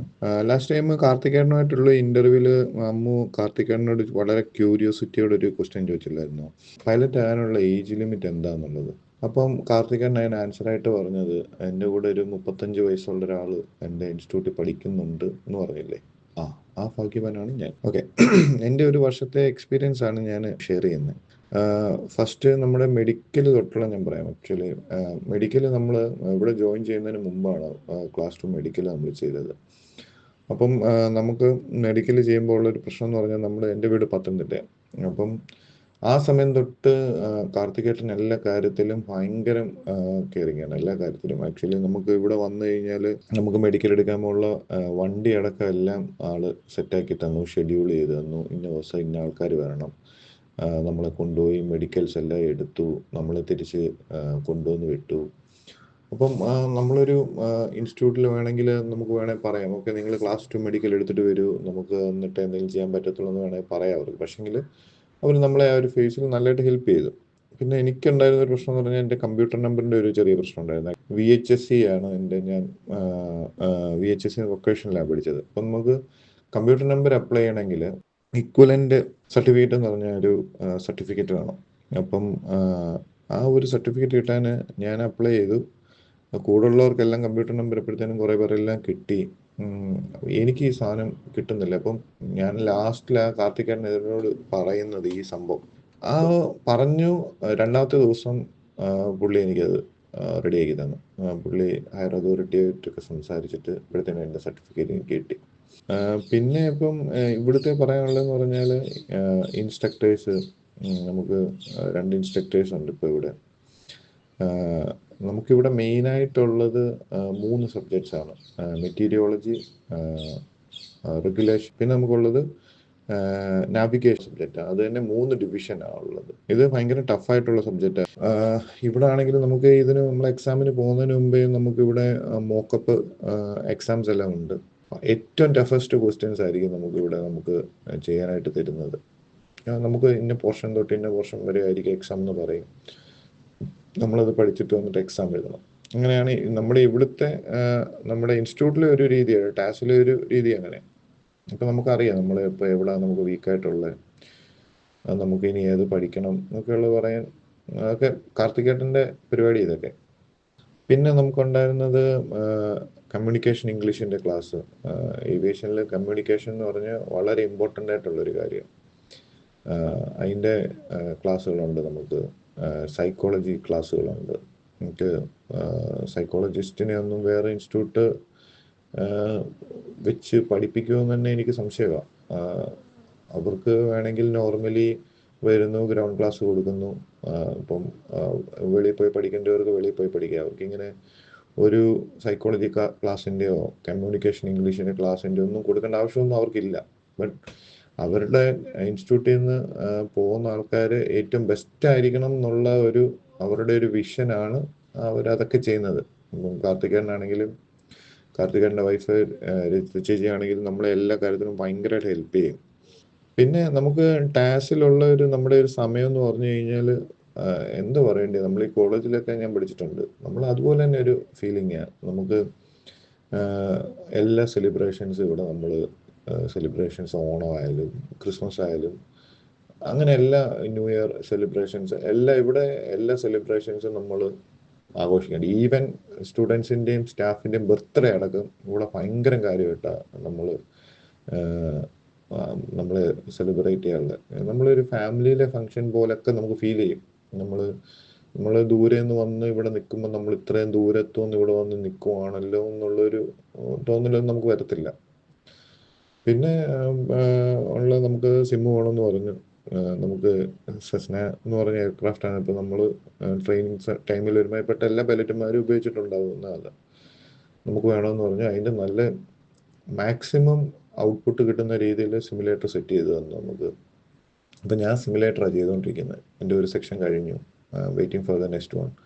കാർത്തികേയൻ അതിന് കുറേ സമയം, കുറേ ടൈം അതിന് വേണ്ടി എഫേർട്ട് എടുത്തിട്ടുണ്ട്. നന്നായിട്ട് കുറേ കഷ്ടപ്പെട്ടിട്ടുണ്ട്. കുറേ സാധനങ്ങൾ ഈവൻ നമുക്ക് ഈ ഇന്ത്യയിൽ കിട്ടാത്ത പല സാധനങ്ങളും പുള്ളി US നിന്നും UAE നിന്നും ഒക്കെ കൊണ്ടുവന്ന് ഒരു സിമുലേറ്റർ സെറ്റ് ചെയ്യാന്ന് പറഞ്ഞാൽ ഭയങ്കര പാടാണ്. നമ്മൾ പറയുന്ന പോലെ നമുക്ക് ഈ പറയുമ്പോൾ എത്ര മനസ്സിലാവുമെന്ന് എനിക്കറിയത്തില്ല. ഭയങ്കര പാട് പിടിച്ച പണിയാണ്. പക്ഷെ ചേട്ടൻ അത് വളരെ വൃത്തിയായിട്ട് ഒരു കോക്ക്പിറ്റ് നമുക്ക് സെറ്റ് ചെയ്ത് അതിന് സ്പെഷ്യൽ റൂം വിത്ത് AC ഒക്കെ ചെയ്ത് തന്നു. ഇടാൻ അതിനകത്ത് യൂസ് ചെയ്യാൻ ചെരുപ്പ് വരെയും ചേട്ടൻ മേടിച്ചു തന്നു ആക്ച്വലി പറഞ്ഞു കഴിഞ്ഞാൽ. അപ്പം അത്രയും കാര്യങ്ങളിൽ വരെയും അത്രയും ഡീറ്റെയിലിങ്ങിൽ വരെയും വളരെ കെയർഫുള്ളായിട്ട് ഓരോ കാര്യങ്ങളെ നമുക്ക് വേണ്ടി ചെയ്തെന്നാണ് ആ ചേട്ടൻ. സെർബിയയിൽ നമുക്കിപ്പം ട്രെയിനിങ് ഞാൻ സെർബിയയിലാണ് പോകുന്നത്. നമുക്ക് സെർബിയയിലും US ആണ് ട്രെയിനിങ് നമ്മൾ ഇവിടെ നിന്ന് പ്രൊവൈഡ് ചെയ്യുന്നത്. അപ്പം സെർബിയ പോകണം. ഇൻസ്റ്റിറ്റ്യൂട്ടിനെ പറ്റി ചേട്ടൻ ആദ്യം എല്ലാം തിരക്കി. ചേട്ടൻ ആദ്യം ഇൻസ്റ്റിറ്റ്യൂട്ടിൽ പോയിട്ട് അവിടെ പോയി ചേട്ടൻ അത് സാറ്റിസ്ഫാക്ഷൻ ആയി കഴിഞ്ഞിട്ടാണ് നമുക്ക് ഇവിടെ വന്നിട്ട് ഓക്കെ പിന്നെ സെർബിയയിൽ നമുക്ക് നോക്കാം എന്നുള്ളൊരു ഇതിലോട്ട് വന്നത്. ചേട്ടൻ ആദ്യം പോയി ചേട്ടൻ ഓക്കെ ആണെന്ന് മനസ്സിലാക്കി കഴിഞ്ഞിട്ടാണ് ഞങ്ങളോട് ഇതിനെപ്പറ്റിയൊക്കെ ഡിസ്കസ് ചെയ്തത്. അത് ഇത്രയും പൈസ മുടക്കി അവിടെ പോയി ഇൻസ്റ്റിറ്റ്യൂട്ട് നോക്കി, അവിടുത്തെ കാര്യങ്ങൾ നോക്കി, അക്കോമഡേഷൻസ് എല്ലാം സെറ്റ് ചെയ്തു. ആക്ച്വലി പറഞ്ഞാൽ ഇപ്പോൾ തന്നെ നിങ്ങൾക്ക് പറഞ്ഞപ്പോൾ മനസ്സിലായി കാണും. ഞങ്ങളുടെ ഇൻസ്റ്റിറ്റ്യൂട്ടിൻ്റെ MD ആണ് ചിന്തു കാർത്തികേയൻ. പക്ഷെ ഞങ്ങൾ എല്ലാവരും ചേട്ടനാണ് വിളിക്കാറുള്ളത്. അത്രയും ഫ്രീഡം നമുക്ക് എല്ലാ കാര്യങ്ങളും തമ്മിലുണ്ട്. പക്ഷെങ്കിൽ സ്ട്രിക്റ്റ് ആണ്ടെടുത്ത് ചേട്ടൻ വളരെ സ്ട്രിക്റ്റ് ആവും. വഴക്ക് പറയേണ്ടി ഇപ്പോൾ ക്ലാസ്സിൽ കയറി വന്ന് വഴക്ക് പറയും. ഇരുന്ന് ചിരിക്കുമ്പം അങ്ങനെ നമ്മൾ കൂളാനുള്ള ഒരു മനുഷ്യനാണെന്ന് വിചാരിക്കില്ല. പുള്ളി എടുത്തിരിക്കുന്ന റെസ്പോൺസിബിലിറ്റി പുള്ളി നല്ല വൃത്തിക്ക് ചെയ്യുന്ന ആളാണ്. സാറിന് എന്താണ് പറയാനുള്ളത്? സാറിന്റെ വൺ ഓഫ് യുവർ കാഡറ്റ് ആണ് ഈ പറഞ്ഞത്. പുകഴ്ത്തിയത് മാത്രമല്ല, ഞാൻ വേറെ പറഞ്ഞത് ഞാൻ പറയാം. ഞാനൊരു കാര്യം ചോദിക്കട്ടെ, ലൈക്ക് എനിക്കിതിൻ്റെ പ്രോസസ്സ് എന്തെന്ന് പറഞ്ഞുതരൂ. ലൈക്ക് എങ്ങനെ, like did you tell him that നിങ്ങളിത് പ്ലേ ചെയ്യാൻ പോകുന്നത്? അല്ല, ഇത്രയും ഫുള്ള് പോസിറ്റീവായിട്ട് പറഞ്ഞുകൊണ്ട് ഞാൻ അല്ലല്ല എനിക്കറിയില്ല. എന്നോട് ആദ്യം തന്നെ പറഞ്ഞപ്പോൾ ഞാൻ പറഞ്ഞു I need to know about your institution, your mentors, how satisfied you are അവിടുത്തെ ഇതിനെപ്പറ്റി എന്നെല്ലാം പറഞ്ഞു. ഇത് ഞാൻ ജെബിൻ എന്ന് പറഞ്ഞ ഒരാളുടെയാണ് ഞാൻ ഇപ്പം സാറിന് കേൾപ്പിച്ചത്. ഇതുമാതിരി തന്നെ I took some more peoples. അപ്പോൾ അതിൻ്റെ ഉള്ളിൽ നിന്ന് എനിക്ക് മീൻസ് ഞാനിത് പ്ലേ ചെയ്യാൻ പോയി കഴിഞ്ഞാൽ it will be too long. ഞാൻ ടാറ്റ്സിനെ പറ്റിയിട്ട് എന്നോട് പറഞ്ഞ ഒരു കാര്യം, ഒരു പയ്യൻ എന്നോട് പറഞ്ഞു, അത് എനിക്കറിയില്ല സാർ എത്രത്തോളം അത് റിസീവ് ചെയ്യുന്നു. ഞാൻ 1 വർഷമായിട്ട് പഠിക്കുന്നത്, ഇതുവരെ ചിന്തു സാറിന് എൻ്റെ പേരറിയത്തില്ല. അതെന്നോട് ഒരാൾ പറഞ്ഞൊരു കംപ്ലൈൻ്റ് ആണ് കേട്ടോ. അതിനോട് സാർ എങ്ങനെ റിയാക്ട് ചെയ്യുന്നു എനിക്കറിയില്ല. അയ്യോ, ഞാനും അമീർ ഖാനും അങ്ങനെയാണ്. പേര് അതെന്താണെന്നറിയാം. ഇത് എനിക്ക് തോന്നുന്നു എലിവേറ്റർ ബാച്ചിൽ ആരെങ്കിലും ആണോ? എനിക്ക് ബാച്ചിന് കറക്റ്റ് അറിയില്ല കേട്ടോ. ഞാൻ എലിവേറ്റർ ബാച്ച് തൊട്ട് എന്ത് പറ്റിയെന്ന് പറഞ്ഞു കഴിഞ്ഞാൽ ഞാൻ ഭയങ്കരമായിട്ട് വർക്ക് ചെയ്യാൻ തുടങ്ങി. പക്ഷെ ഭയങ്കര ഓവർവെൽംഡ് ആയി തുടങ്ങി. എനിക്ക് ഇവരുമായിട്ടുള്ള എൻഗേജ്മെൻറ്റ് കുറഞ്ഞു തുടങ്ങി. കാരണം ഞാൻ അക്കാഡമിക് ഡിപ്പാർട്ട്മെൻറ്റിനെ ഇൻഡിപെൻഡൻ്റ് ആക്കി. They don't have to report to me. They can take their independent decision. They can stop me if they want to. എൻ്റെ ഒരു ഇൻസ്ട്രക്ടർ ബോർഡിൽ വെച്ച് ഒരിക്കൽ പറഞ്ഞതാണ്, കാർത്തിക് സാറിനെ ഒന്ന് ഇതിൽ നിന്ന് മാറ്റി നിർത്തിയാൽ നമ്മൾ പിള്ളേരെ അച്ചടക്കത്തോടെ പഠിപ്പിക്കാമെന്ന്. അതായത് ബേസിക്കലി ഞാൻ ചെന്നിട്ട് പറയും പോട്ട് പിള്ളേരല്ലേ എന്ന് പറയുന്നൊരു സാധനം എൻ്റെ ഭാഗത്തുനിന്ന് സ്ഥിരമായി വരാൻ തുടങ്ങിയപ്പോൾ അതായത് 12ാം ക്ലാസ്സിൽ പഠിക്കുന്ന പിള്ളേരല്ലേ, അപ്പം ഈ അവരുടെ ഹാബിറ്റ്സ് ഫോം ചെയ്യുന്ന സമയമാണ്, അവരുടെ മനസ്സ് വർക്ക് ചെയ്യുന്ന സമയമാണ്. അപ്പോൾ ആ സമയത്ത് നമ്മളൊരു ഡിസിപ്ലിൻ ഒരു ട്രാക്കിൽ വന്നില്ലെങ്കിൽ അത് പാടായിരിക്കും. ഇപ്പോൾ എനിക്കും തോന്നി I might be hindering dum. അങ്ങനെയാണ് ഞാൻ അവിടെ നിന്ന് ഈ എലിവേറ്റർ ബാച്ച് വിട്ടാണ് ഞാൻ അകന്നു തുടങ്ങിയത്. എയിലറോണിൻ്റെ അടുത്ത് ഈ ജെബിനൊക്കെ എയിലറോൺ ബാച്ചാണ്. അപ്പം ഇവരുടെ അടുത്തൊക്കെ ഞാൻ ഭയങ്കര വാത്സല്യം 24 മണിക്കൂർ ഇവരെ കൂടെയായിരുന്നു. അത് പക്ഷേ അവർക്ക് ഭയങ്കര ഹെവി ആയിട്ട് അവരെ ബാധിച്ചിട്ടുണ്ട്. അവരെ കുറച്ചൊന്ന് എനിക്ക് തോന്നുന്നു നാവിഗേഷൻ പഠിപ്പിക്കുന്ന സമയത്ത് നാവിഗേഷൻ പിള്ളേർക്ക് ടഫായി തുടങ്ങിയപ്പോഴത്തേക്ക് ഞാൻ പലതും ട്രൈ ചെയ്യുന്നുണ്ടായിരുന്നു. പിന്നെ എനിക്ക് മനസ്സിലായി navigation teacher has to be strict. അതായത് നമ്മൾ 12ാം ക്ലാസ്സിൽ പഠിക്കുന്നൊരു കുട്ടിക്ക് എന്താണ് അവരെല്ലാവരും ഈ ടീൻസ് എല്ലാം ഫൈറ്റ് ചെയ്യുന്നത് എന്തിനാണ് ഐഡൻറ്റിറ്റിക്ക് വേണ്ടിയാണ്. ഓട്ടോണമി, ഞാൻ എന്ന് പറയുന്ന സാധനത്തിന് വേണ്ടി ഫൈറ്റ് ചെയ്യുന്നത്. അത് നമ്മൾ പിടിച്ചു വെച്ച് കഴിഞ്ഞാൽ അവർ റിബൽ ചെയ്യും. അപ്പോൾ ഞാൻ വിചാരിച്ചു ഓക്കെ ഫൈൻ, അവർക്ക് ഓട്ടോണമി കൊടുക്കാം, പക്ഷേ they need to know that there will be consequences. അവർക്ക് പഠിക്കാം, പഠിക്കാതിരിക്കാം, അവരുടെ ഇഷ്ടം. കോൺസിക്വൻസ്, ഇമ്പോസിഷൻ എഴുതേണ്ടി വരും. അതായത് ഇമ്പോസിഷനെ നമ്മൾ it depends on how you view it. You need to know that ഇത് ചെയ്തില്ലെങ്കിൽ അവിടെ ഒരു കോൺസിക്വൻസ് ഉണ്ടാവും. മനസ്സിലായില്ലേ? ഞാൻ അവരെ വഴക്ക് പറഞ്ഞുകൊണ്ടോ അല്ലെങ്കിൽ അങ്ങനെ പുഷ് ചെയ്തിട്ടുണ്ടോ കാര്യമില്ല. എന്താ നീ പറഞ്ഞാൽ കേൾക്കാത്തത് എന്ന് പറയുന്ന സാധനം ഈസ് എ ഇമോഷണൽ റെസ്പോൺസ്. മറ്റത് കുറച്ചും കൂടെ സ്ട്രക്ചേർഡ് ആണ്. So very clear. എന്നോട് വേറെ ഒരാൾ പറഞ്ഞത്, ഞങ്ങളുടെ ഫാമിലിയിൽ പറഞ്ഞിട്ട് പോയത് ഇൻ 1.5 years അല്ലെങ്കിൽ ഇത്ര നാളെ നമ്മൾ ഇത്ര നേരം കഥ പറഞ്ഞു വന്നിട്ട് എനിക്ക് മനസ്സിലായി flying is not that easy എന്ന് സാറ് പറഞ്ഞു. പക്ഷെ ഒരു കുട്ടി പറഞ്ഞു വന്ന് ഞങ്ങൾ ഇത്ര നാൾക്കുള്ളിൽ ഞങ്ങളുടെ ഈ പഠിത്തം കഴിയും, ഗ്രൗണ്ട് ക്ലാസ്സസ് കഴിയും, അല്ലെങ്കിൽ ഞങ്ങൾ നെക്സ്റ്റ് സ്റ്റേജിലേക്ക് പോകുമെന്ന് പറഞ്ഞത് അവർക്ക് അത്ര ഈസി ആയിട്ട് നടന്നില്ല എന്നുള്ളതാണ് വേറൊരു complaint. It took more time then. എന്താണെന്നറിയാമോ? സോ ഞാൻ നേരത്തെ പറഞ്ഞല്ലോ, എല്ലാവരും ഒരേപോലെ അല്ല പഠിക്കുക, പെർഫോം ചെയ്യുക. നമ്മൾ ഇൻ ദ പാസ്റ്റ് നമ്മൾ എന്ത് ചെയ്തെന്ന് വെച്ച് കഴിഞ്ഞാൽ എല്ലാവരും ഒരു സ്റ്റേജിൽ വരാൻ വേണ്ടി നമ്മൾ വെയിറ്റ് ചെയ്യും. എന്ന് വെച്ചാൽ okay I have X and Y, പക്ഷേ ABC അടിപൊളിയായിട്ട് പഠിക്കുന്നുണ്ട്, എക്സ് ആൻഡ് വൈ പോരാ. അപ്പം നമ്മൾ എക്സ് ആൻഡ് വൈയും കൂടെ ABCയുടെ അടുത്ത് എത്താൻ വേണ്ടി വെയിറ്റ് ചെയ്യുന്നൊരു പ്രക്രിയ ഉണ്ടായിരുന്നു. We learn from it. So what now we did is that നമ്മളുടെ സ്ക്രീനിങ്, കഴിഞ്ഞ പ്രാവശ്യം ഞാൻ വന്നപ്പോൾ ഞാൻ പറഞ്ഞല്ലോ ഒരു സ്ക്രീനിങ് ടെസ്റ്റ് ഉണ്ടാവും. ആ സ്ക്രീനിങ് കൊണ്ടുവന്നതിൻ്റെ റീസൺ അതുകൊണ്ടായിരുന്നു. വി വാണ്ടഡ് സ്റ്റുഡൻസ് ഒരു X amount of standard, basic standard keep ചെയ്യുന്ന സ്റ്റുഡൻസ് ആണെങ്കിൽ എല്ലാവർക്കും ഒത്ത് പഠിക്കാം. ഒരാൾക്ക് ഇത് പ്രഷറായിട്ട് തോന്നില്ല. എല്ലാവരും അത് കോമ്പറ്റേറ്റീവായിട്ട് കണ്ട് അത് പുഷ് ചെയ്യും. മുമ്പ് നമ്മൾ സിംഗിൾ സബ്ജക്റ്റ് ആയിരുന്നു പഠിപ്പിച്ചുകൊണ്ടിരുന്നത്. Thanks to my new academic team, അവർ 2 സബ്ജക്ട്സ് ഒത്തു പഠിക്കാനായിട്ട് ഈ 2 സബ്ജക്ട്സും തമ്മിലുള്ള കണക്ഷൻസ് കണ്ടുപിടിക്കാൻ തുടങ്ങി. മെറ്റീരിയോളജിയും റെഗുലേഷനും തമ്മിൽ എവിടെയാണ് കണക്റ്റ് ആവുന്നത് ആ ഭാഗങ്ങൾ ഒത്തെടുക്കാൻ തുടങ്ങി. Which means now it could be much more faster. So we are improving. We don't want to stop. We have to keep doing new things, innovate. പിന്നെ പറഞ്ഞു ഒരു കാര്യം വെച്ചാൽ I know since you guys have just began, അത് 2023 തുടങ്ങിയോണ്ട് ഒരാൾ പറഞ്ഞത് ഞങ്ങളുടെ classrooms and everything are very limited, but you guys are trying to expand it. ഞാനിപ്പോ സാർ എന്നോട് പറഞ്ഞില്ലേ ഇത് ഫുൾ മോഹൻലാലിനെ ഇരുത്തി I have two point out the negative. അതുകൊണ്ട് ഞാൻ പറഞ്ഞാണ് ക്ലാസ് റൂംസ് ആക്ച്വലി ഇപ്പോൾ എൻ്റെ അടുത്ത് ഇപ്പം എന്താണ് അമ്മു സംസാരിച്ചുകൊണ്ടിരിക്കുമ്പോഴത്തേക്കും എൻ്റെ തലയിൽ വന്ന ബുദ്ധി എന്ന് പറയും ഇത് കൊള്ളാം, അനോണിമസ് ആയിട്ട് പിള്ളേരെ ഇൻ്റർവ്യൂ ചെയ്തിട്ട് അവരുടെ മനസ്സിൽ എന്താണെന്ന് മനസ്സിലായിട്ട് അതും കൂടെ ഇമ്പ്രൂവ് ചെയ്യുക. സോ ഒറിജിനലി അങ്ങനെയല്ല, ക്ലാസ്സിൻ്റെ ലിമിറ്റേഷൻ എന്ന് പറയുന്ന സംഭവം നമ്മൾ ഒരു വലിയ ക്ലാസ്, ഒരു വലിയ സ്ഥലം എടുക്കാനുള്ള റെൻറ്റ് തന്നെയാണ് നമ്മളിപ്പോൾ കൊടുക്കുന്നത്. പക്ഷെ നമ്മളൊരു മോളിനകത്താണെങ്കിലുള്ള അഡ്വാൻറ്റേജ് എന്താണെന്ന് അറിയാം, എൻ്റെ പിള്ളേർ ആ മോളിനകത്ത് തന്നെ കാണും. അവരതിൻ്റെ ഫുഡ് കോർട്ടിൽ തന്നെ ഇരിക്കും, പഠിക്കും, സംസാരിക്കും, എൻഗേജ് ചെയ്യും. അവർക്ക് സംശയം ഉണ്ടെങ്കിൽ അവർക്ക് മേളിൽ വന്നാൽ ടീച്ചറിൻ്റെ അടുത്ത് ചോദിക്കാം. അപ്പോൾ സ്റ്റുഡൻസ് നമ്പർ കൂടിയപ്പോഴത്തേക്കും നമ്മൾ അവിടെ ഇരിക്കാൻ നമുക്ക് പറ്റത്തില്ല, ഒരു എക്സ്പാൻഷൻ്റെ ആവശ്യം വന്നു തുടങ്ങിയിരിക്കുകയാണ്. ഇപ്പോഴാണ് അത് സ്റ്റുഡൻസ് നമ്പർ കൂടിയപ്പോഴത്തേക്ക് now we have to expand, now we are expanding, we are ഇത് എന്നോടൊരു നെഗറ്റീവായിട്ടല്ല അവർ പറഞ്ഞത്. ഞങ്ങൾ അങ്ങനെ ഒരു ഇതിലേക്ക് പൊക്കോണ്ടിരിക്കുവാണ്. വി ആർ അപ്പം ഇനിയിപ്പോൾ അടി ആയിരിക്കും, ആര് മോളിനകത്തിരിക്കും, ആര് പുറത്ത്. So anyway, so this is thank you very much for taking these feedbacks. Because എനിക്ക് അതിന്റെ താഴെ കുറേ കമന്റ്സ് വന്നു. അതൊക്കെ ആ കമന്റ്സിൽ നിന്നുമാണ് ഞാൻ ഇത്തവണ കുറച്ച് ക്വസ്റ്റ്യൻസ്. നിങ്ങൾക്ക് ഈ നിങ്ങളെടുത്ത testimonials are yours. Positive or negative you can air it, show it, I don't mind. അന്ന് എൻ്റെ അടുത്ത് അമ്മു ചോദിച്ചപ്പം ഞാൻ പറഞ്ഞത് വേറൊന്നുമല്ല, എനിക്ക് പിള്ളേരെ ഉപയോഗിച്ച് മാർക്കറ്റ് ചെയ്യാനൊരു ഭയങ്കര മടിയാണ്. അതായത് എൻ്റെ മോള് സപ്പോസ് എവിടെയെങ്കിലും പഠിക്കുകയാണ്, അവളുടെ അടുത്ത് പറയണം ഓക്കെ നമ്മൾ ഇൻസ്റ്റിറ്റ്യൂഷനെ പറ്റി 4 വാക്ക് പറയുമെന്ന് പറഞ്ഞു കഴിഞ്ഞാൽ I don't think she would be comfortable with that. And what she is not comfortable with, how would I ask my students to do it? It's not fair എന്ന് പറയുന്നൊരു സംഭവമാണ്.